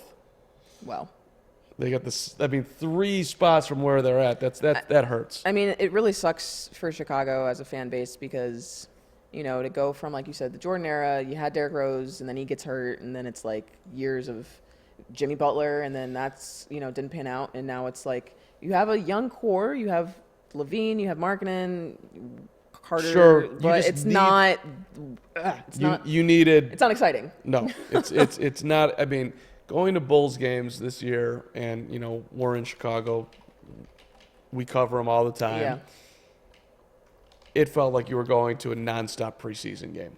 That's basically how it felt. Yeah, I mean, we went to a Bulls Heat game, and it was different because it was Dwayne Wade's last game in Chicago. That was a cool game. So it was exciting, but I didn't watch any Bulls games this year, so I can only imagine. Went to one against the Magic on a weeknight, and there's a lot of people there, but it was upsetting to watch. I think the Magic won by like 30. And that's the thing about the Bulls in attendance is that they consistently rank in the top 3 or 5 of league attendance because, they still are living on that high of the Jordan era. And you walk into United Center, there's some pretty cool stuff that they have, some memorabilia and everything around the arena. The fact that they're still able to live off of that is great for them in terms of attendance, that they haven't kind of faltered off from that. But they need some surefire talent on the court that will bring in an audience and bring people to be actually excited for Chicago basketball again. Yeah. They do still draw incredibly well, especially for how bad they are. But it used to be that the Bulls was, season ticket waiting list to the end of the earth. Yeah. Where do you want to sit? You want to dial up. You want to sit in the 3rd row. You want to sit in the third balcony. Wherever you want to be, they got seats available now. Yeah. It's crazy how long they can live on that Jordan impact. People love the NBA. They're showing right now on the screen New Orleans winning, just going absolutely nuts. That's actually a very tame reaction from those New York fans. They're just like, oh man, as if they're going to be back here next year because they might. Because they will be. That's the thing. Like they could get, and I think their reaction is like, oh, well, we could still get KD and Kyrie and be fine. But what if that doesn't happen? Yeah. And you still get the number 3 pick, but RJ Barrett's not Zion. The Pelicans, from what I understand, they're you cannot reach. I think online the whole system crashed as far as getting tickets. Yeah. It's exciting for New Orleans because I know that in the regular season, after Anthony Davis made his announcement that he wanted to be traded, everyone was like, "Well, is New Orleans going to survive as a franchise down there in New Orleans? Are they going to move to Seattle?" What an incredible turn of events. Honestly. You're losing AD, you've got no future. Yeah, no, maybe actually we're keeping AD and now we got Zion. Yeah, it's wild. Well, and those fans can get crazy. Like Saints fans are ridiculous. They some of the craziest in the NFL. So if they can get people rallying around Zion, which shouldn't really be that hard to do. Yeah. And a GM who's excited that. And I'm hoping that's the case. I hope those Saints, because the Saints I would say are my second favorite team in the league in the NFL. So I hope that those Saints fans kind of finally adopt the Pelicans. Here's the other thing. The Pelicans, in order for you to have Zion, I feel like you need to have a marketing overhaul. You cannot be called the Pelicans. Your jerseys are trash. Can we get rid of that baby mascot? Yeah, I get that it's part of Mardi Gras and like the king cake, whatever it's called, but your jerseys are trash. Your team name is trash. Like, they need a complete overhaul. I don't know what the hell I they're want called. Mardi Gras inspired jerseys all year long. Well, yeah, those NOLA, the alternate jerseys that Yeah. they had this year, they were pretty cool. I don't care that Mardi Gras is only a certain time of the year. Like it goes to your city's roots. Dell Wear 'em all year. Demps, who was fired as their general manager, has got to be puking. Oh, This yeah. is what I needed. He set everything on fire for himself and then walked But he away. also and now passed up an incredible trade. Like, He did. But think about that. Okay, let's think about that. If they had made the deal for, Lonzo. if they had shipped up Lonzo, Kuzma, who was at the draft tonight. Yeah, he looked Lonzo, weird. Kuzma, Potentially Brandon Ingram, Ingram, and I don't know. Josh Hart, I think, is who, and a couple of draft picks, whatever the hell that was. Oh my! Is that a better team than what they have right now?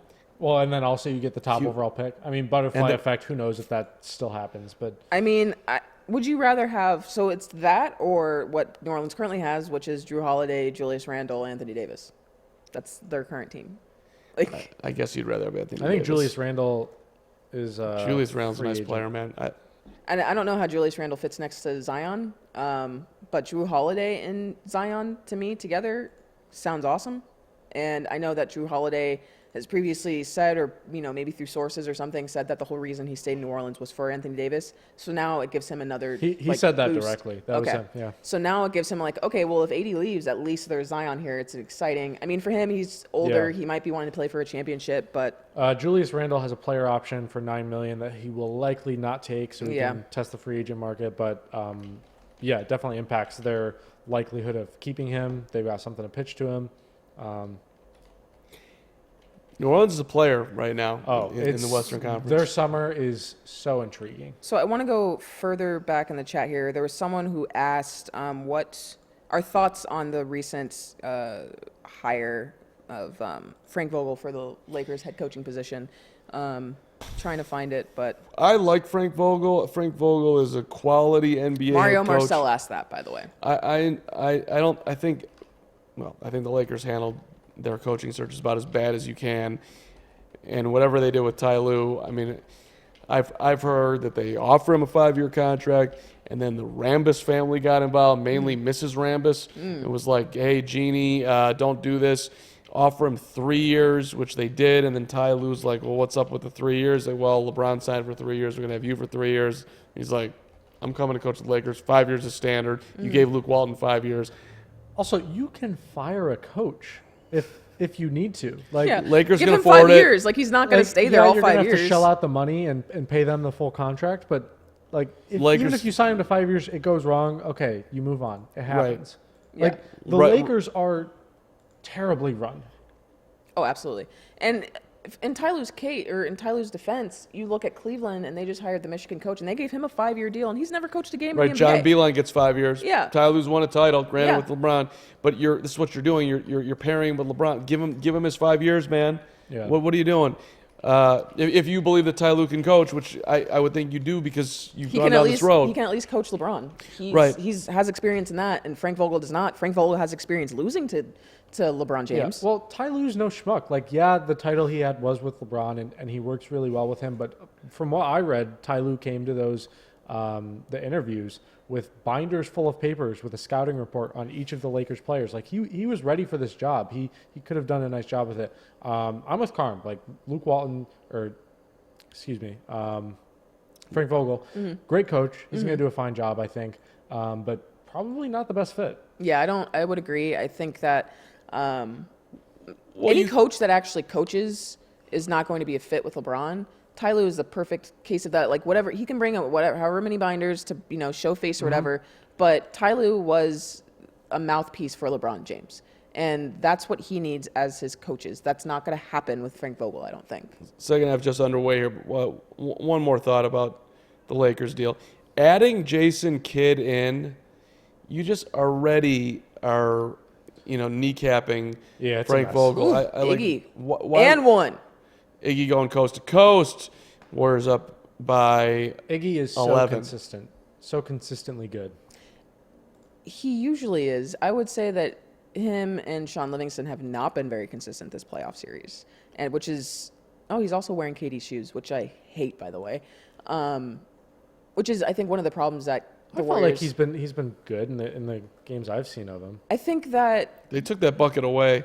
Oh, okay, interesting. I was They like, called a on the floor foul. Yeah, they called it on the floor. Iggy was standing at the free throw line waiting to shoot free throws, and they're like, no, come over here.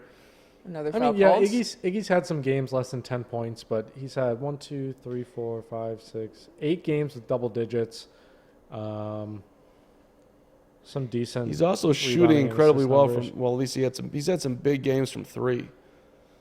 Yeah, I just think that He's only had 3 games below 40% Steph for from the three. field. Oh, nope. Charge. Called a foul on Bogut, illegal screen.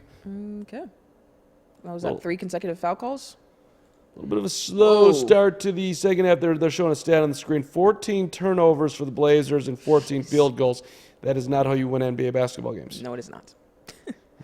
And still, they have at least a puncher's chance of coming back and making this a closer game. They do McCollum on the drive, double teamed out to Harkless. Now right side of Minu. He gets it poked away by Draymond. Now battling Tough Draymond defense. into the lane. Up fake, short shot, no foul. Foul. Well, you're in that one. Wow. I I mean, don't- Draymond played as good of a defense, as good as defense as he could have played. I would And- not have called that. No way. And Al But I'm for tough. being- I mean, as you know, I play a bruising band of basketball. Absolutely. In I all don't the know games. how I would know that. but- In all the games, of course, we played at this office. Absolutely. Just look at me. Look at these. Look at the gun show right here. It's padding, It's, everyone. there's. That's padding. I could do at least 6 push-ups right now under pressure. I guarantee it. We'll think keep you that could in do mind for the 7. next chat, by the way. Okay. It's 6 push-ups. How many? He's probably gonna chicken out. He's gonna challenge me to do it, and then I'm gonna have Yep. to, just Yep. like the Oreos, do all. And then the you work. do it by yourself, yeah. Yeah. Mm. No. I have to bang out 50 push-ups. In the chat, how many push-ups do you think at the Carm could do consecutively? He says 6. I don't buy it. How many lifetime push-ups do you have so far? What are lifetime push-ups? Like total, how many push-ups have you? Oh, done in my life? entire lifetime, how many push-ups have I done? At least 10. I've done probably 26 push-ups in my life. Clay for 3. No. Off the rim, no good. Amin with a rebound. Blazers hanging around here, down 8. Long way to go, just underway second half. Dame Lillard working on Clay. Dame Lillard in the lane. Dame Lillard blocked, but Canada the foul. Good. A 6-point game. There we 2 go. possessions. Come on, Portland. I'm rooting for you. All they need to do is just steal one game on the road. Draymond had wide an open open 3, pass didn't up want a to shoot 3. it. He needs to, kick it back out. Ends up with Steph shooting a 3, missed it. That was not a good shot. That was bad offense. Yeah. Draymond's got to shoot that open 3, and he has been more confident lately. But Yeah. right there, he completely wimped out. And I mean, nobody was within 10 feet of him.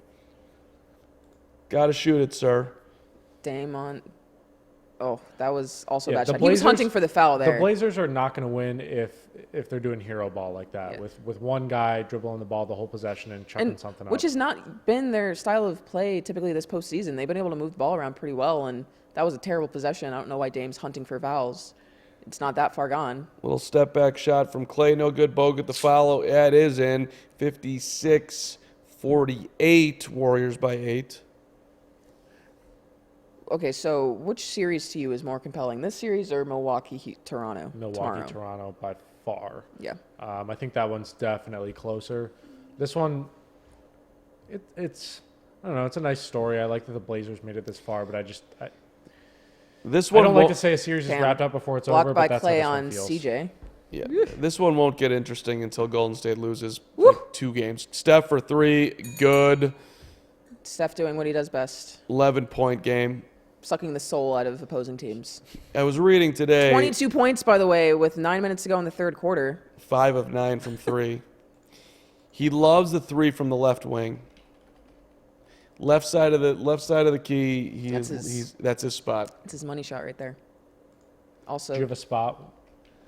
I like right underneath the basket, like a nice layup. Yeah, nice layup to the hole. nothing better. I have a spot. I like the corner 3. Okay. The easiest of threes. I like the left elbow. That was always my shot. Left elbow's a good shot.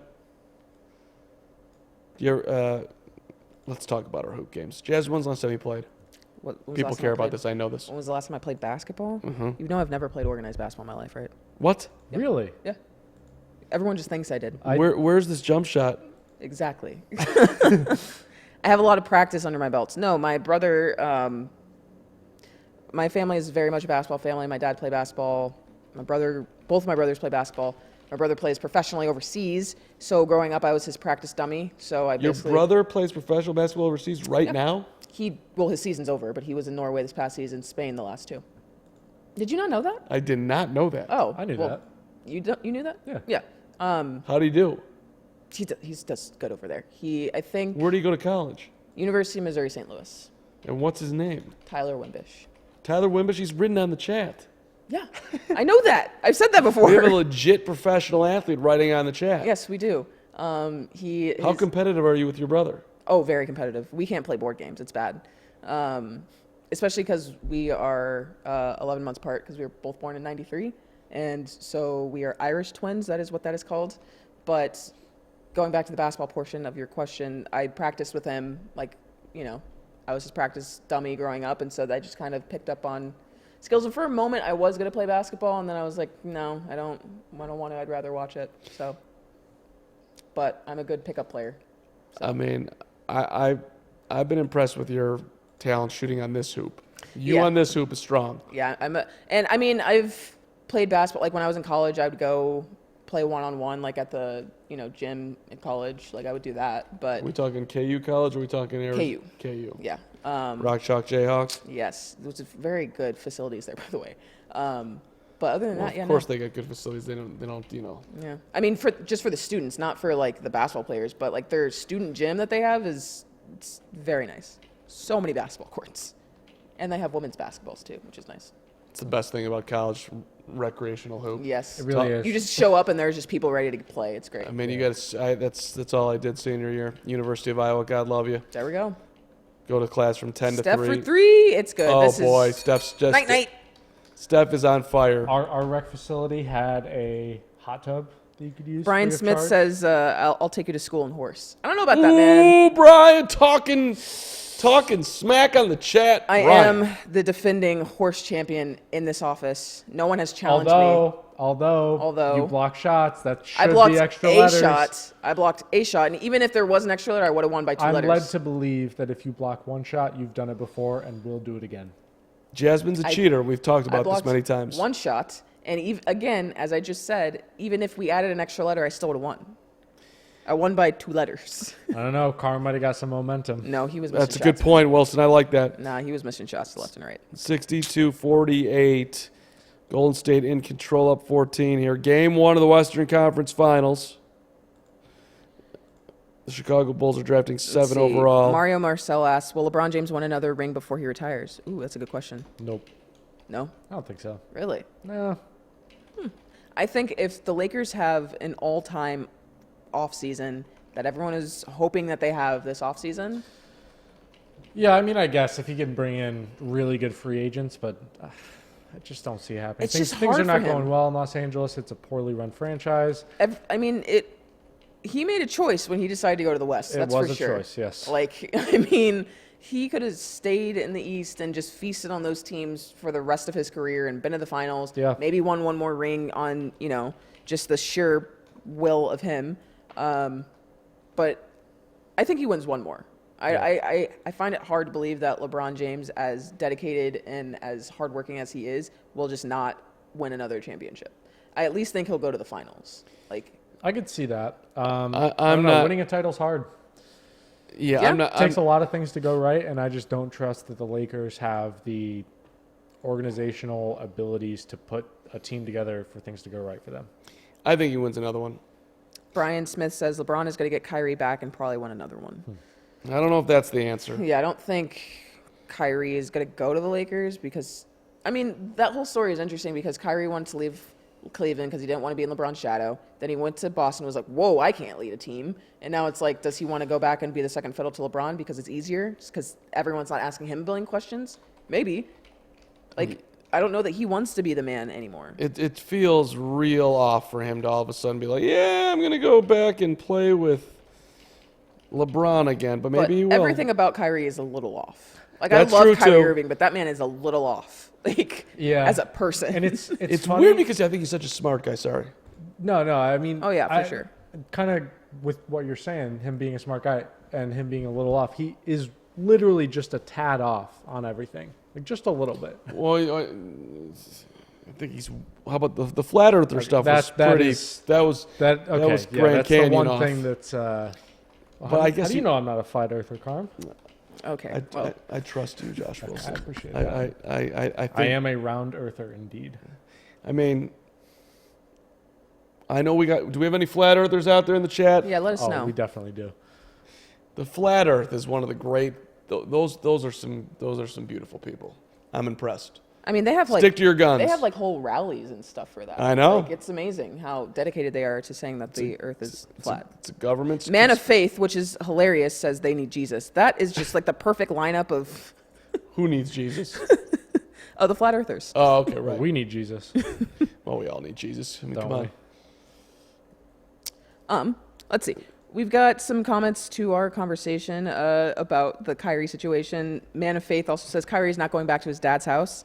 He also follows that up by saying, once you leave your parents' house, who goes back? Seriously. Basically calling LeBron his father, which... That is his dad. CJ McCollum in the lane. Short shot is good. Blazers within 12. Here we go. Come on, pal. All right, I do want to call to attention. We do have a winner in our first giveaway. Our winner of the Step Back mug is Nathaniel Pierre. Congratulations to you, Okay, sir. Nathaniel. You That will was be a getting... real tough trivia question. Yeah, so it was great definitely job. hard. Let me tell you, the next two are going to be difficult. But you won the mug. We will be mailing it to you. We've been in contact with you. Congratulations on that. Good job. Way to be there. Way to fight. Great work. Way to use your fingers to win. get you rolling. The inaugural giveaway. First giveaway. Last bucket for the Warriors came from Andre Iguodala.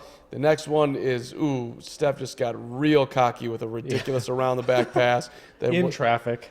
fortunately went off a Blazer out of bounds. But this is what, oh no.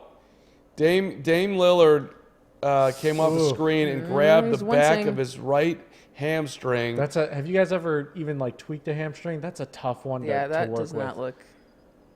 He's still in the game. That's one that even light jogging can kind of really irritate that. Watching him closely here, it seemed like he was trying to be careful right there. Mo Harkless to the glass for a layup. 67-52. Steph fakes the three, now shooting the three, missing the three. Let's see. Dame seems to be fine jogging back and forth up and down the court, but he is laboring a little bit.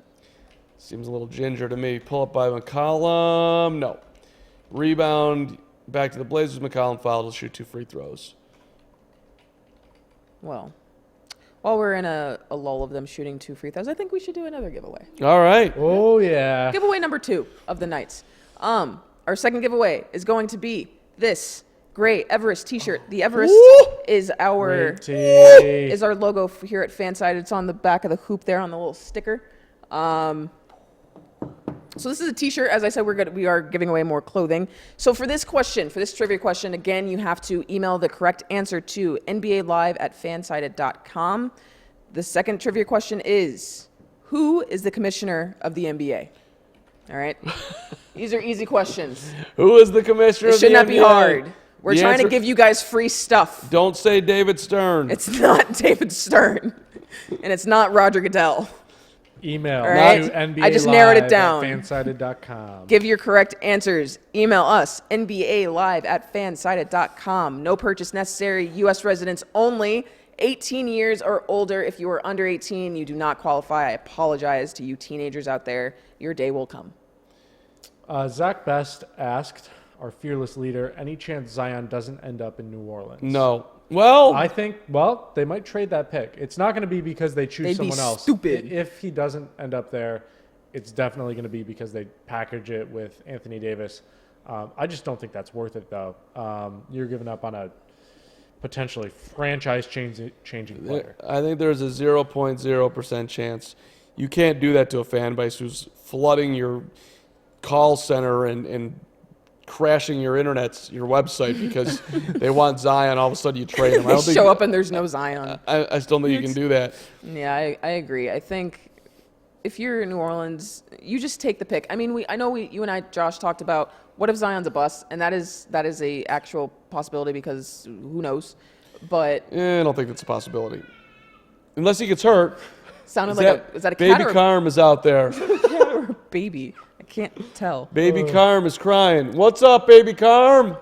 Zach Best follows that question up with, could Zion force for a trade? Or I know someone earlier in the chat asked, is there a possibility that he basically demands not playing for New Orleans, a la like I don't think that's his Kobe style. Bryant.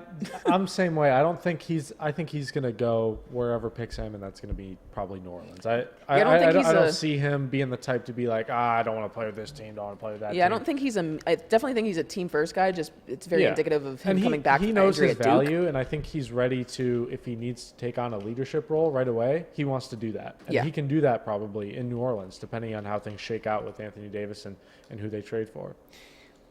I'll be honest, I'm not liking what I'm seeing right now from Draymond Green. I don't think it's going to necessarily matter tonight. Golden State looks like they're in control. They're up 12, although it's a long way to go here. Time out on the court. A lot of time. 4:25. But they are leaving Draymond alone, and he is showing zero confidence. Yeah. What are his numbers right now? 0 of 1 from beyond the arc, 4 of 7 from the field, 8 points, 2 steals, 2 blocks. I mean, that's not terrible. He's been okay on defense.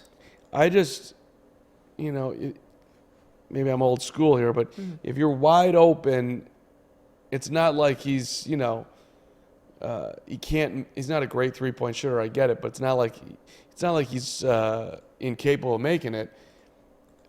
I think if you're gonna allow your offense to play 4-on-5, that will start to catch up to you. Yeah, he's got to be a threat. Well, he passed up that wide open 3-pointer too. Yeah, that was a great multiple look. times. Yeah, I mean, maybe it's coming from Steve Kerr and is like, we want to get, Curry and Clay going, and maybe that's his game plan, or maybe it's just Draymond being like, you know what, I don't want to be the reason that we lose this game because, they have lost. They did lose, the first game of the first round, and they're accustomed to not winning games that they're supposed to be winning. Mm-hmm. So maybe he's just getting too far out of his head and is just like, I'm just going to pass it. I'm not going to shoot it. I don't want to be the reason we lose. Like, I don't. Yeah. We are still taking answers. First person to email NBA Live at fanside.com for our second giveaway. What was the question, Jasmine? The question again is, who is the commissioner of the NBA? Send in your answers to NBA Live at fansided.com. We're giving away a T-shirt. It is not what's on the screen right now. It is a gray T-shirt that has our lovely Everest logo. There it is. It's very soft, and I can assure you all of our shirts are really soft that we make, which I love. The quality is very nicely done, and you're getting it for free. So email your answer. Who is the commissioner of the NBA? Email it in. That email again is nbalive at fansided.com. The winner will be contacted by us for shipping address and size. Reminder, if you are under 18 years old, you do not qualify. U.S. residents only. USA for this particular situation. Yes. We love all our viewers who are from other countries as well. We've been it's been really cool to see that people have been checking out the show from the Philippines. People have been checking out the show from. Yeah. Let us know where you're watching from tonight. Yeah. I don't think we've seen many locations tonight. It's a very. We're all in this together, baby. We all love our NBA basketball. Well, it definitely shows how, I guess, worldwide the game of basketball is. Yeah. I mean, I would say even 10 years ago that wasn't the case. And the NBA does a good job of the, basketball without borders and going to different countries in Africa and going to, playing games in London and playing games in China and doing all these things to grow the game. And I know that it's never going to beat the NFL in terms of, fans, viewership, money, any of that. But it's pretty exciting to see how big the NBA has grown. I'm not going to say never. I think the NBA, it's going to be a tough hill to climb, but yeah. I would say the NFL the NBA is definitely trending up. Yes. Whereas the NFL is At least it's still the NFL. I get it. Yeah. NFL's got the concern with health of its players and whatnot, and multiple things that could be detrimental for that. I mean, what would you rather play, basketball or football? Come on. Basketball. Yeah. Guaranteed money. Absolutely. Are you kidding me? I mean, I can't play anything. But Disagree. You just told us that you have a great elbow jumper from the left elbow jumper. Ooh, Pull up by Clay for three. No. That was actually that was a catch and shoot three off of a screen. Here comes Damian Lillard, who looks like he's healthy. In the lane, Zach Collins. Ooh, beautiful dump off to Mo Harkless for two. Nice little one-hand finish at the rim. Bam! Portland has 17 turnovers. Golden State has 26 points off of those turnovers. Wow. Not great. Nope, that's not going to help you.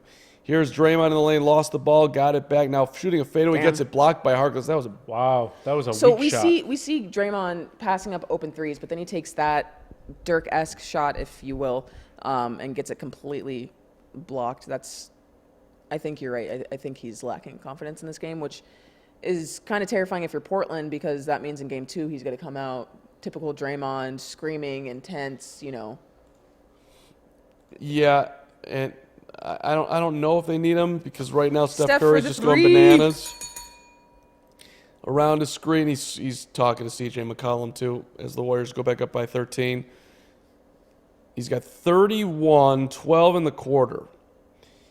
Okay, Steph. And he's had some quiet games as KD is when he was playing heated up a lot. So it's nice to see him step back up and be the Steph that we know and love. The thing that's interesting about Steph's narrative for this whole playoffs is that, like, I remember when KD went down in that game against Houston, and everyone immediately was like, oh, well, Warriors definitely can't beat Houston without KD, and they're going to have to fight past Houston. And it's like, you guys don't I didn't say realize- that. You did not say that.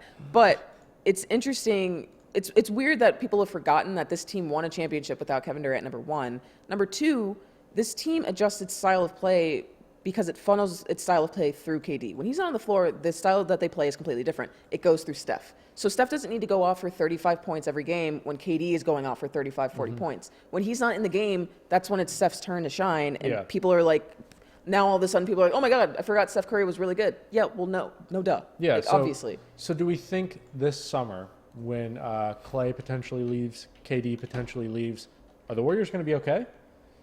Like, Clay's not leaving. Yeah, I don't think Clay's leaving. No way. He could though. But even if KD walks, you bring Clay back. Still a great team. They're still, yeah, and that's the thing is, and it might work out in their favor if Kevin Durant leaves, because then they have money to spend on having a deeper bench, possibly signing someone else in free agency, because there's still an attractive. Rodney Hood for 3 off a screen, set Portland down by 9. They're still going to be over the cap though. Clay's going to get big time dough. Draymond's got money coming. Do you pay Draymond though? I would. You don't want to pay Draymond? I think that you could get Draymond, a Draymond somewhere else. Really? Montrezl Harrell is I don't Draymond think Green. so. No, I don't think Montrezl Harrell so. is Draymond. I'm sorry. I don't think so. He is. I would rather have Montrezl Harrell on my team. Then Draymond? Yes. For this team? Yes. Ooh, that's a hot take right there. I don't know if I can. I'm not sure if I might like. Oh God! Rodney Hood just died. Rodney Hood just blew out his knee. Rodney Hood's down. Warriors ran the other way. Kevin Looney a dunk. Portland's gonna have to call time. Oh no, I guess he's all right. Okay, overstated. It's the second time he's been banged around and fallen to the ground. He fell down, grabbed his knee, looked like he was hobbling. Nah, he's okay. Up in the corner. No problem. I'm Rodney Hood. Didn't it look like he was dead? I don't know about dead. I think he was just a little shaken up. Basketball dead. Collins, left wing, hands off to Lillard. In the lane, kick it for Turner, right corner. Seth Curry. Come on, make it, buddy. Nope. Oh, there we go, Seth Curry for 3. Okay, Seth Curry. Bring him within 8. The bell is dead. It's all right. Draymond in the lane. You know where he's not going to shoot. Gives it to Iguodala, right of the key. Backing, he's lost his dribble. Now Steph Curry in the lane. Steps through, kicks it right corner to Alfonso McKinney. McKinney's pass is off of Evan Turner, out of bounds. Warriors will keep it. So Seth Curry is a free agent this summer.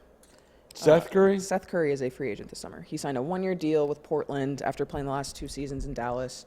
Does he re-sign with Portland? Does he get a big-ish contract this offseason? I wouldn't. I would give him like 2 years, $8 million. He's making 2 years, $8 million. I think that's a little low. What's he making right now? right now. $8 million a year, $8 million total. Total. That's low. 2 years, $8 million. I mean, he's making $2 million right now because he signed a 1-year deal. It's a raise, but I think That's a doubling his salary. I think he might command 2 years, 12, 10. I'm Yeah, just 2 saying. years- I personally, 2 years, $8 million. I think it's 2 years, 10, and even 5. Yeah. I'm not the best judge of what players are worth necessarily. I mean, the dude plays 10 minutes a night. And is averaging below 10 points a game. Rodney Hood in the lane, fadeaway shot's a That tough was a one. whole Rim lot it, of- no good, but free throws coming. He can make it a 2-possession game here with the Warriors down by 8. All of a sudden, this is actually a game. And we are reminded that Kevin Durant's not playing. And he might not play game 2. He ain't playing game 2. So if Portland's wanting to win this series, like, It does feel like this is a 20-point game. it does. Like, Yeah. it does not feel like it's close at all. When you said the difference between the scores, I was confused. Felt like it was a blowout. Rodney Hood first free throw is good. One more coming. And this one's going to be good as well. So 50.8 to go as we're watching it. And Steph will bring it up. Okay. We might have We have a legit game going in the fourth quarter here, team. This is Steph missed a 3. That was a heat check. That felt Here automatic. comes Seth. Seth in the front Come court. on. Seth to the baseline. Shoot it. Seth to Damian. Dame in the lane. Dame gets fouled. Dame no call. Rebound tipped around. Here come the Warriors. Steph Curry to the glass. Nope. Ooh, They're gonna Zach go Collins out. said, "Get that out of here." foul. It's a foul. Oh, Free come throws coming. on. No foul. I think that was a foul. Let's see. Left. Foul on who? Rodney Hood? Yeah. Seth bangs Yeah, into shoved him. him a Steph little bangs bit. into him. Jumps into him. He Hey, initiated the contact. he did there, but then Rodney pushed him back. Okay. It's I'd a be tough fine. call. I'd Yeah. be fine in the playoffs with them saying No let call. him play. Yeah, come on. I wouldn't That's have a called weak- that. That's a weak call. All right, final shot here. Steph's working on Rodney Hood. Steph a little around the back. Doing his dribbling skills that he works We on got before every Seth game. on Clay. Wow. Look at himself. Wow, All right. this guy's tough. Man. Just Damn. burling his way in the lane. Portland, though, with 7 seconds. As you can see, they're going to score here. It's going to be Lillard. Layup good. Wow. Burst to the hole. Dame. 6-point game to the fourth quarter, y'all. 6-point game It's heading exciting. into Dame time. That's the thing. It's a close game. Damian Lillard is known for going off in the fourth quarter. It's about that time of the night. Like, And he hasn't, I mean, look, to be down 6 with Steph playing like this, Lillard's 3 of 10, he's got 14. McCollum is 6 of 18, he's got 15. Mo Harkless has probably been their best player all night. He's 5 for 8, he's got 13.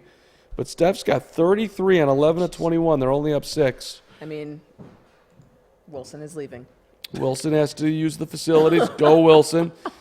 Normally, when we leave the show, we announce that we're Yes. leaving, but I think he was a little embarrassed that he had to go to the bathroom. These things it's okay. Let's see. Lucas Tanner asked, would there be a big difference if the Warriors traded Clay for CJ?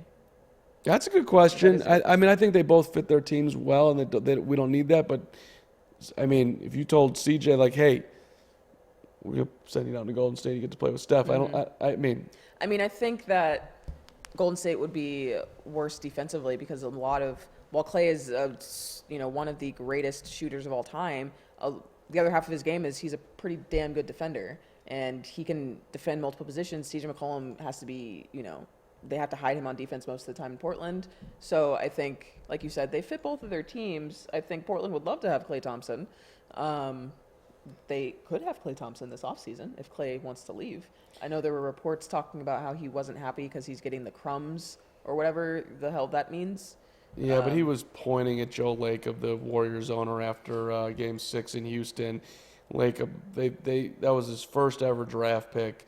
Yeah. He's not going anywhere. No way. There's a whole lot of love going on there. There's also a lot of empty seats in Oracle Arena right now, They just went to the bathroom. I guess. Fourth quarter. They're getting their last hit of ice cream. Last beer. I mean, Clay's called out the lack of energy from Oracle Arena throughout the season a couple What of times. happens when you win this much, man? Yeah, that's true. This is why you guys got to break up so that it can be entertaining again. I mean, This is why we need a good, solid Kevin Durant elsewhere. Maybe he'll go to New Orleans now, Katie. that's what I was about to say. Where does Kevin Durant now go with Zion in New Orleans? Like, not that he was a draw to go to New York, but it's a possibility. He Welcome could go back, there. Wilson. Good to see you. Good to see you too, Carm. I'm gonna get some tea. You do that. You guys hold on the fort here. We Fourth can do quarter it. T. Stephen Jenkins III asks, who is better, KD or Steph? All right, you know what? I get the this is again with the whole recency bias of the NBA of Steph has a 30+ point game and we're like, we don't need Kevin Durant. And also, when you're at that level of talent, is comparing really doing any justice? They're both good in their own ways.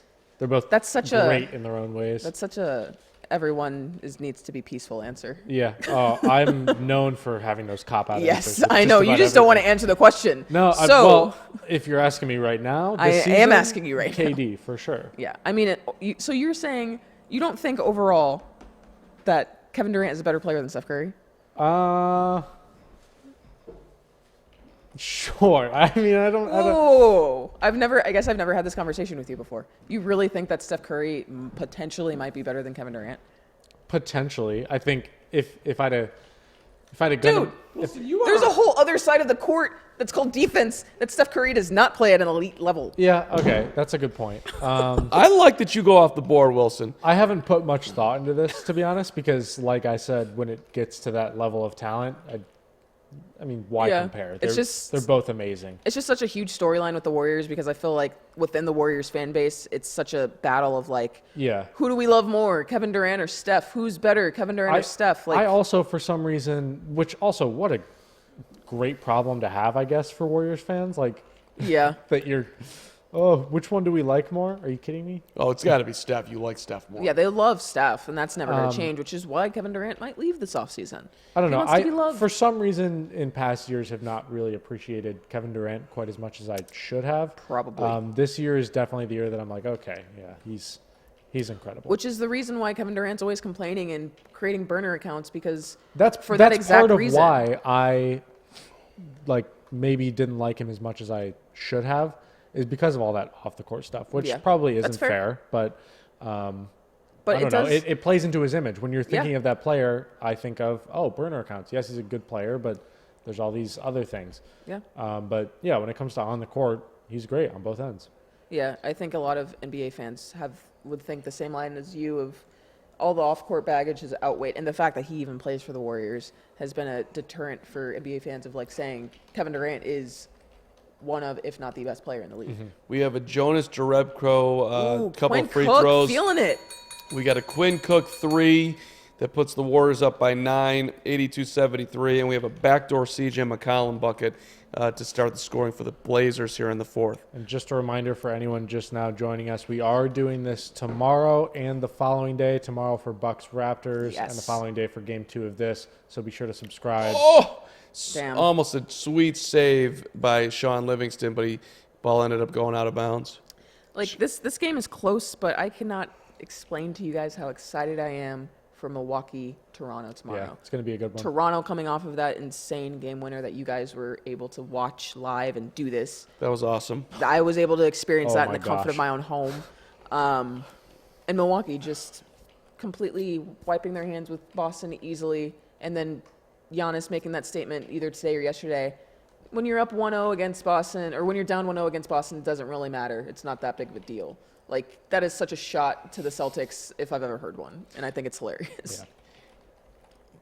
Yeah. Boston deserves every shot that they get right now. Including from Terry Rozier? Terry Rozier. Terry Rozier lost his mind. Ooh, Jumper by Clay in the corner to make it a 9-point game, 84-75. Carm, I was really happy that our reaction, and Josh Hill as well, our reactions were documented of that amazing buzzer beater shot in Game 7. Our guy Zach Best did a great job supporting us, though. Yes. We appreciate the capturing that moment, That putting was it out. one of the greatest sports moments I think I've witnessed in probably the past 2-3 years. that was just such a stars aligning, hitting off the rim I think it several bounced 4 times. Him times. squatting, the photo of him with Joel Embiid leaning in, no, incredible. epic moment for Toronto. Jordan Bell tipping the basketball out of bounds here. 9-point game. Golden State keeps it. I don't think we talked about this. We did have someone asking what our thoughts were. It was a while ago in the chat, so I have no idea who it was. I'm sorry. About Joel Embiid crying. I loved it. Yes, so did I. But I'm a huge Joel Embiid guy, so I'm quite biased. I'm a huge I cry every night guy. If it was anyone else, like if it was Damian Lillard crying, I get it. But Joel Embiid his persona is I'm the jokester. I goof around. I make jokes. I take shots at teams having 3-1 leads. And then for you to like be bawling, like I just can't take it seriously because of how he is as a person all the time. But at the end of the day, don't you want him to be invested in winning and invested in... Of course, but why isn't he like that all the time is what I'm saying. I think he is, but the joking thing has tapered off as they've gotten more competitive, for sure. Sure, but that's a big part of his personality is like, yeah, he's a great player, but he's also goofs around, doesn't take things as seriously as he should. Like, he should be a far better player than he actually is. Like, injuries aside, there are games where he just takes games off and he's just not there. Like, that's just a fact. And then for him to be balling like that after a Game 7, I just... Quinn Cook's just out here in threes, by the way. Quinn Cook's like channeling his inner Steph as the Blazers are up, or Warriors are rather back up 11. I also think it was everything for that series coming together. I mean, in that series, earlier Game 2, I think, he was getting an IV the day of the game. He had gone through a lot with the illness he had to deal with, the upper respiratory infection. So I think maybe all that coming together, how hard he worked, and to just see it slip away on that shot is really dramatic. Zach Best saying the crying felt fake. I kind of agree with him. Not Really? saying that those tears were completely fake, but I just think it's overblown. I mean, if so, he deserves an acting role in some Not movie, saying that he was crying like I'm going to cry on cue now, but just like it didn't feel genuine. It didn't, because we know Joel Embiid is as this guy who jokes all the time and does this, and then to be this guy who's like, I take this serious and I'm going to cry after the, it just doesn't line up with who I see him as. Sure, but I don't know. I don't think it was fake at all. I think, to me, it came off as one of the more genuine moments of Joel Embiid because we know him as the jokester. I'm a huge Joel Embiid guy, so I'm definitely biased opinion here. That's where I'm not a huge Joel Embiid guy, or right in the middle for me. I thought, like, oh my God, this is actually the first time we get to see the real you. But we got cynics out there like Zach Best who thinks that it was all staged. It was all staged, which now makes me think, am I being duped? Because I have been duped many times. I mean, I remember the first time I ever interviewed J.R. Isaiah Ryder. For 3. Clay for 3, 90-79, Warriors by 11. I thought that J.R. Ryder was like the greatest guy ever, and that he would never be in trouble in the NBA. After I talked to him, like, this dude has figured it out. Great. And then the next day, he was like, he had a speeding ticket for driving 120 and maybe was drunk. Yikes. Well, I mean, that goes to show you what happens when we put celebrities, athletes, etc. on pedestals, and then they disappoint us. It happens all the time. That's why I don't put athletes on pedestals unless it's Dirk Nowitzki, because he's perfect. But I still think Embiid was legit. You can't, I mean... Well, I think it was legit. I just don't buy it that it was... I just didn't feel genuine. Like, of course he cried. Like, it happened. We all saw it. I don't think he can cry on command. That'd be, like you said, acting awards all around. It just didn't feel genuine to me. I don't know what that means, though. If it wasn't real tears, then how could it not be genuine? Have you all ever cried from a sporting event that you were playing in? I almost cried. Oh yeah, when I was playing, yeah. You really? Oh, playing in? Yeah. Like as an adult? As a high schooler? Yeah. Yes. Playing what sport? Volleyball. The last game that I played in the state tournament, and we lost. And you cried? Yeah, it was the last game I ever played. Like, that's so awesome. Yeah, it wasn't awesome because we lost in the semifinals, but... Rec league. Did you cry when you got to the bench, when you got to the locker room, on the court? What are we talking? So the game went to 5 sets, I believe, and once they, scored the final point, we shook hands and everything, and then we went to the bench, and I was getting up everything, and I cried. I was literally the only one who cried, too, and there were 5 other seniors on my team. I felt very disrespected, actually, that everyone else was just like, it's okay, and I'm like, you're never playing again. I don't understand what the hell... Like, I don't understand. And then on the entire bus ride, because we rode the bus as a team to and from the games, I cried home. Aw. Yeah, it was not. I love it. It was not fun. I cried when I had to then return my jersey to my coach the next day in his office. Still crying. And then... That's awesome. And then he... because we had an end of the year banquet, and he ended up bringing it up in front of everybody. I'm like, thanks for putting me on blast. Appreciate it. By the way, Burger King keeps on coming with the ads in this thing. It's killing me. I want to leave the show right now. Angry Whopper. I want a Whopper Jr. Grizz Fortnite wants us to debate if the Warriors are better without Durant. This has been a common question in this chat. See, this is why I want you to answer this question, because it's such a big part of... I answered that question already. No, I know. I'm just saying that's why I wanted you to answer it, is because it's such a huge deal to NBA fans, and I think we jumped a little bit too far away from you crying, which I thought that was a great story. But no tears. No, I definitely have. It's like, no. Rec league, 4th grade. I think our team, we played 15 games or something like that. We went like 11-4. All 4 games, all of us cried. Every single one of us. 4th grade, Wilson And was crying with the loss? We would hang out Wait, after basketball? the games. Yeah. Okay. We would hang out after the games and play GameCube. Super Mario, the baseball game, Super Sluggers. Okay. We played that on GameCube, and I remember those games that we lost. We definitely cried, multiples of us.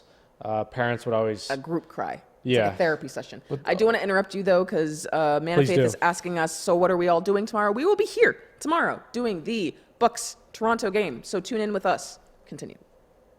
that was basically it. I remember What about Devontae. He would, every time we played Devontae's team, Wow. he Wow. would go This is off. deep. Devontae. We legitimately thought, probably until we were in, I don't know, freshman year of high school, we were convinced that kid was going to the league. He was so And where good. is he now? He was so good.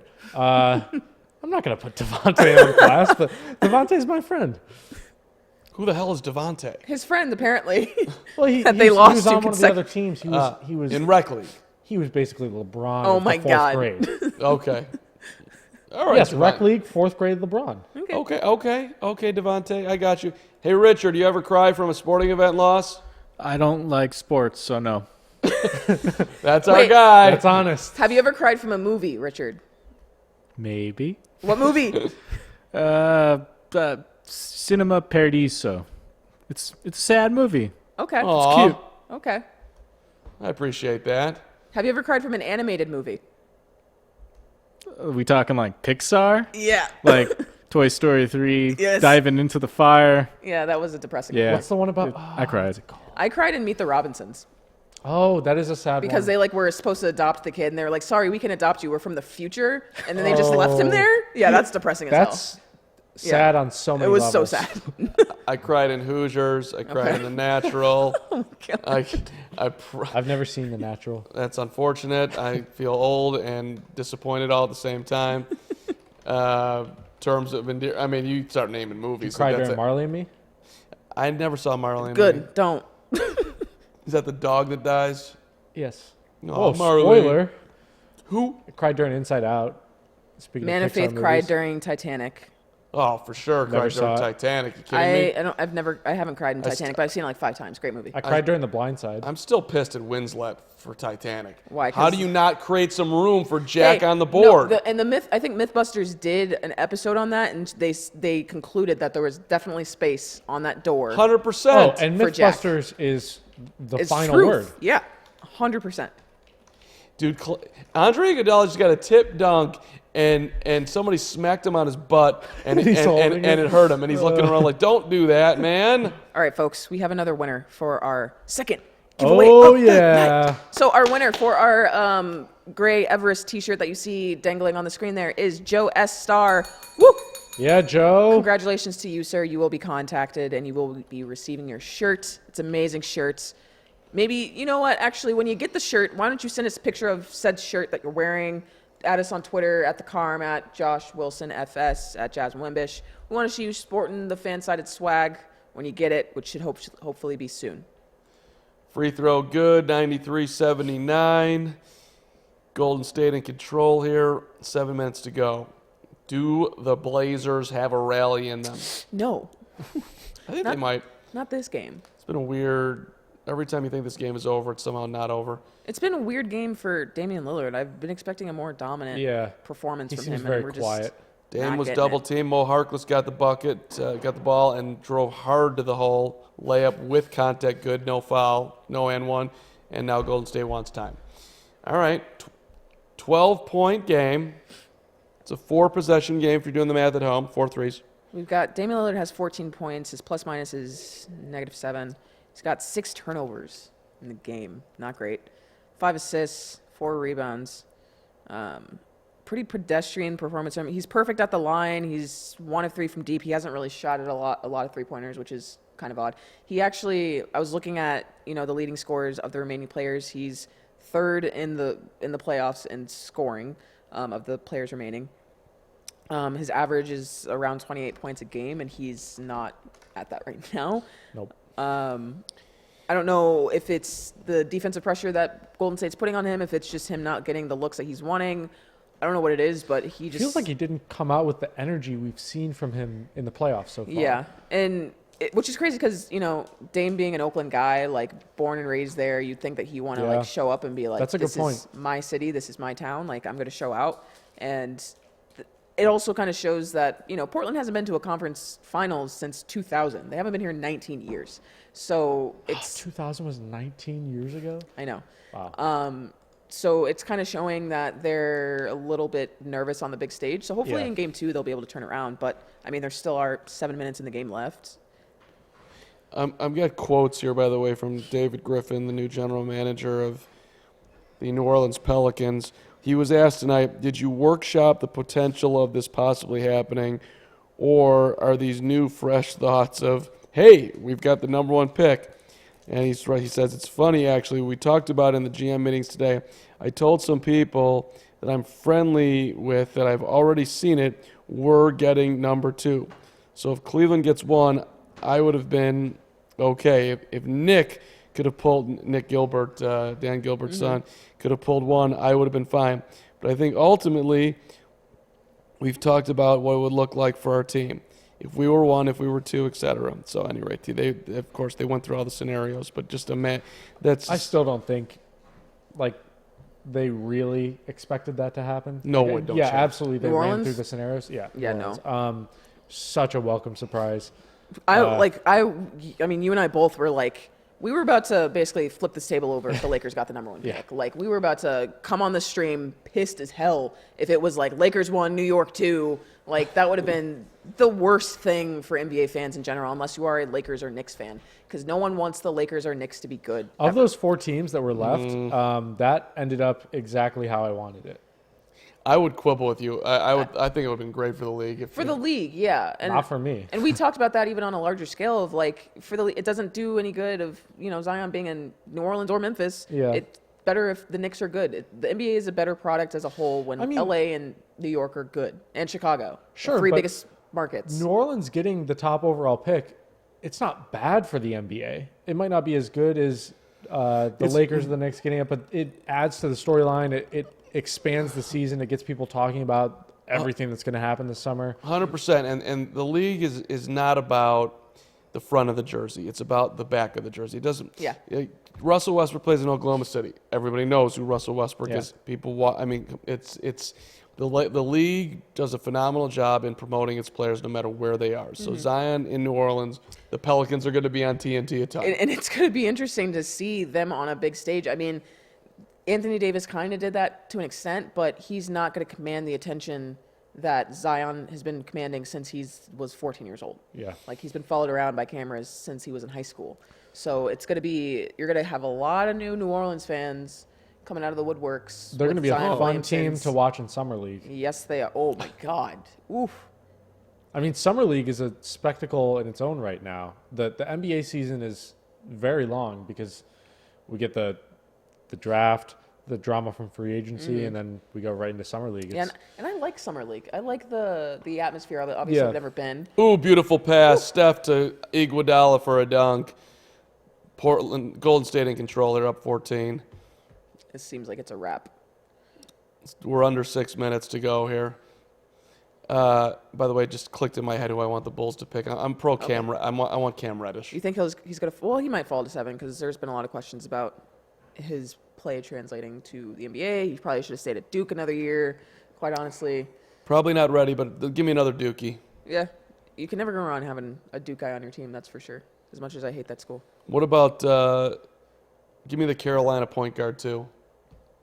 What's his name? He's Kobe... Gary. Am I right? Hold on. The one with the hair? Yes. The hell is his name? Kobe White. Kobe White, there we go. I take Kobe White. Yeah, He was a competitor. He showed out in the ACC tournament, that's for sure. Just flipping around for those of us just puking over the Bulls getting the 7 pick, but trying to find something positive.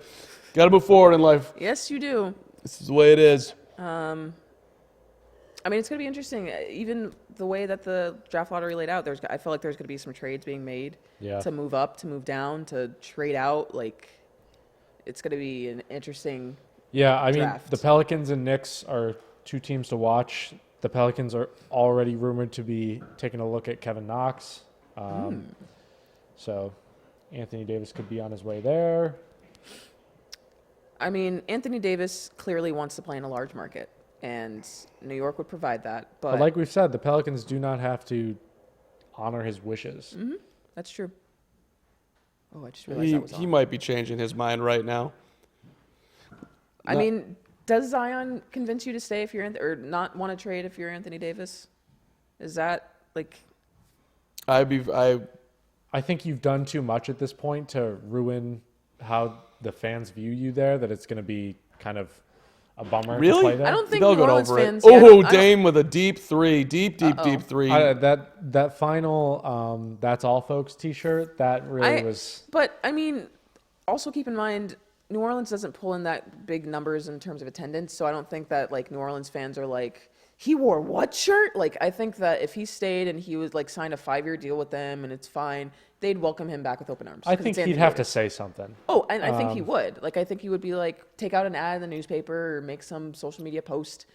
He said he would do that if he left too. So I think he's a likable enough guy that it's not damaged enough. Like, it's not Kyrie Irving. Like, Kyrie making a public announcement on, like, in TD Garden before the season started, That saying, was ridiculous. I want to be here forever, and then being like, I don't owe anyone anything. Like, Everyone would have told you saying that at the beginning of the season before anything happens is a terrible choice. Yes. I don't know why he did that. I don't know why he did the commercial with his dad. I It was a love that nice commercial with I his love that dad, commercial. but to say you want your name up in the rafters in TD Garden, Yeah. it's all a bit much. I mean, he definitely, like, I dug mean, his own maybe he grave. will go back to Boston. Yeah, and that's then still in the everything I books. say here will be basically irrelevant. By the way, Zach Best said, mentioning to you, Carm, you had Michael Jordan. No one feels sorry for Bulls fans. Oh, that's fine. You're absolutely correct. I do not even argue at that point. But the league's better when the Bulls are good. The league's better when the three biggest markets are good in general. I mean, the Knicks, I don't, my lifetime. we locked into Derrick Rose too. You want to start going back into the Yeah. Bulls fans have had but he got hurt, I mean, so I feel Yeah, pain. I mean, one of my favorite eras since I've started watching the NBA was when the Bulls were, what was it? Unfortunately, when Derrick Rose went down with the knee injury for the Bulls, against the Sixers? Game 1, Yeah, Philly. that Bulls team was a force. They were on their way to a title, man. Although that team was banged up that whole year, even though they had a phenomenal record at strike short season. Nobody wants to hear me whine about that right now. Mo Harkless for 3, no good. Warriors run out. Clay's got a dunk. And we've got a 14-point game with about, as you see, 4:16 left. Did you listen to Dwayne Wade on the Knuckleheads? I haven't watched it yet. Is it good? Yeah, it's pretty good. He rehashed, we already knew this, but he rehashed the whole him and LeBron almost going to Chicago. Oh, yeah, no, Yeah. I've heard him talk about it. Yeah. It's painful. it's unfortunate. What are you thinking? I'm thinking Chicago. What do you think? I'm thinking Chicago, too. What? And neither of you came to Chicago, and Y'all- Dwayne Wade came late. Y'all, they didn't, but they knew that with Derek there that it didn't necessarily fit because Derek's another guy who wanted the ball. Like, Yeah. why don't y'all come down to Miami? Well, and Derek was like, I don't want to. He was very much like, I'm not going to recruit guys to come play with me. Like, he was very much, I'm going to do this by myself. That's Derek Rose. It doesn't sound like you even got that far though. They just I don't know. Have you guys- But the fact they were considering it was tough to hear. Two things. One, have you guys watched Steph Curry's Facebook show that he has at all? No, but one of my favorite YouTubers worked on the production of it, so I'm Oh, okay. definitely gonna have to check it out. I'm really intrigued by this. I really want to watch this because I love the Curry family. Like, I think they're adorable. Him and his wife and all their gaggle of children. Second thing, Hunter Armour says Steph will finish his career with more rings than Jordan. How many does he have? I mean, I suppose He's halfway there. I suppose it's possible. I mean, Katie is a cloud chaser. Is that supposed to I be think that means clout? clout. Okay. I like the thought of Yeah. KD being just running out in the wind, chasing clouds. Trying though. to chase a cloud with like a jellyfish net, like SpongeBob. I'm trying to remember. Didn't the Warriors win 73 games and then have a 3-1 lead in the finals and then blow it? I was trying to remember if that happened. Didn't like Draymond Green get his ass suspended for Game 5 of that series? Didn't like LeBron? Didn't you like ruin basketball for Jordan fans, allowing LeBron to win that series? There's a lot to Shots dislike. fired at Hunter. It'll be really awkward at work tomorrow. It's gonna be awesome. Under 3:30 left. The Warriors by 15 after Steph hits another three. Ridiculous. What are his Zach is numbers on your tonight? side saying Jordan never lost a series up 3-1. That's exactly right. We never even went to 7 games. Yeah, sure didn't. I did. Dang, that was a deep shot. That is not great. Oh man. Rodney Hood just okay. Nope. Rodney Hood foul. Free throws coming. Just So for Portland, adjustments for Game 2 because we will be covering Game 2 of this series on play better. Thursday. Be better. Let's give them some more specifics. Guard We're here stuff. for some more analysis. Dame needs to come out with fire. Literal fire. He needs to set Oracle Yes. Arena He on needs fire. to, I don't know, figure out how to get fire to come out of his hands, basically, and use that. It is interesting because we've had that question a bunch tonight about, are they better without KD, which is a ridiculous question, at least on face value. But there is something going on right now with Golden State being motivated, to prove to themselves, all of it, that they can do it without KD. Because Game 6 against Houston, super impressive win, and to come out tonight, no lack of focus here. Steph going off. Still going. You just Draymond to the hole, off to Kevin Looney, out to Iguodala, in the corner. Draymond now shooting a three, There it making a is. three. Draymond got his shot. And Draymond's having the time of his life right now, loving it. Well, and to your comment about Curry on the Durant on the Warriors, not on the Warriors, whatever. Man of Faith brought up Curry knows he's all this team got at that moment and such a great player. He can tap back into that mindset with Durant off the floor. Like I was saying, he doesn't have to unleash the full Steph Curry experience when KD is out there. He can play a very contained style of basketball. But when KD's off the court, he knows that he has to be the one that's running the offense. Everything flows through him. He needs to throw up those flamethrowers that he's usually known to do. And he's been doing that. If anyone's ever played basketball, I don't want to be like, I played basketball, but it's more, it's harder to play with somebody. Joey Smith saying Jordan wishes he was Curry. That's rude and ridiculous. But it's hard to play when you have to share the basketball with someone, especially when you're used to being the guy. Yeah. You're giving up a lot of risk. And now he did it for the betterment of the team. He did it because they blew the 3-1 lead, which wouldn't have happened, by the way, as Steph should have known that if he was 100% healthy, they would have won, but he wasn't. And Golden State had gone through the gauntlet that year and had played the 7-game series with the Thunder. Cleveland was well rested. That series goes 7 games. Warriors were on fumes. All of it played into them losing. Plus, they had won. That was a 73-win season, right? Well, and it's interesting because a lot of people on the Twitter sphere talk about how Steph doesn't really have postseason signature moments like LeBron James does or Kevin Durant might KD. have. People have kind of talked about how Steph hasn't really had that signature playoff series or even playoff run in general. He hasn't won a Finals MVP. That's gone to Kevin Durant, and that's gone to when Kevin Durant wasn't on the team. It went to Andre Iguodala. He hasn't been the guy. I feel like now is the time while KD's out for him to step up and be like, I'm still one of the greatest to ever play the game. Yeah. Warriors are turning this into a full-on rout as Draymond with a beautiful pass to Kevon Looney for a dunk. In all seriousness, back to the Portland thing and what they need to adjust. I think what do you got? limiting those turnovers is Yeah. obviously key. We've harped on that a couple times tonight. But if you're going to turn the ball over and allow the Warriors to score and easily score off your turnovers, you're not going to win. And especially against this team. And what else can you? And it's not like turnovers is definitely the biggest key because you had Rodney Hood coming off the bench and had 17 points. There's not much more you can ask from him. Seth Curry had 3 points, not ideal, but then again, he's not averaging over 10 points a game.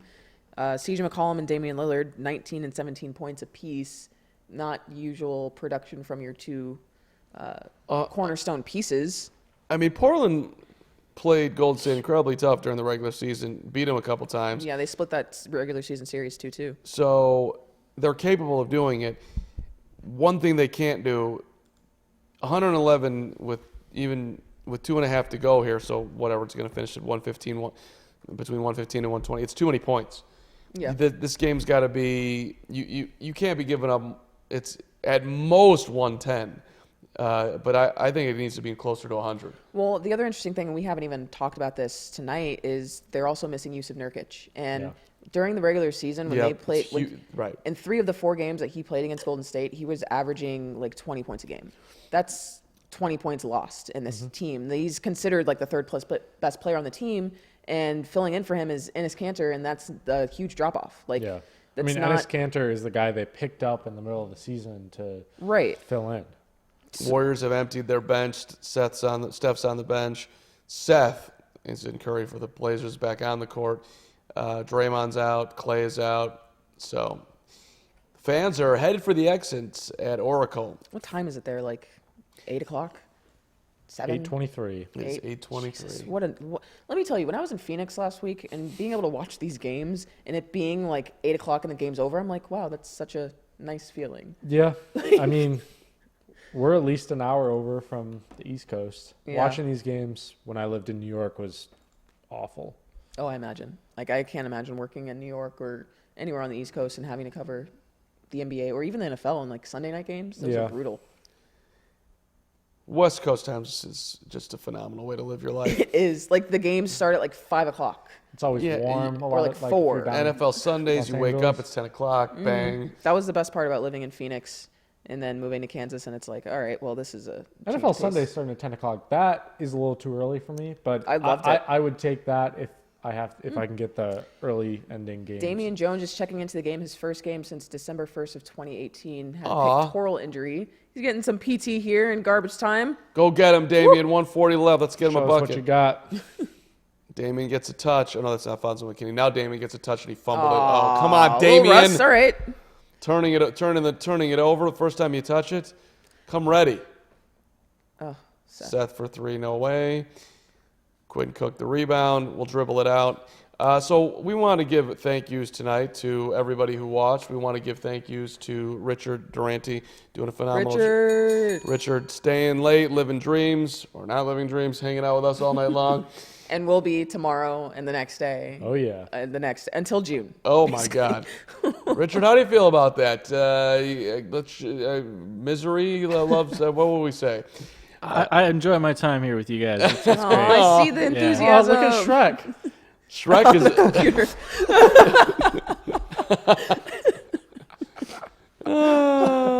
That's the first thing I saw. Shrek's a hero, man. He doesn't need to be... Go to the Fanside Instagram We don't need to page silence and look Shrek. at Mini Shrek doing the dog thing.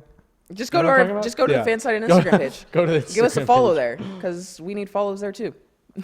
But no, seriously, we will be here tomorrow night covering the first game of the Eastern Conference Finals. Features Milwaukee Bucks. Features Toronto Raptors. Kawhi versus Giannis.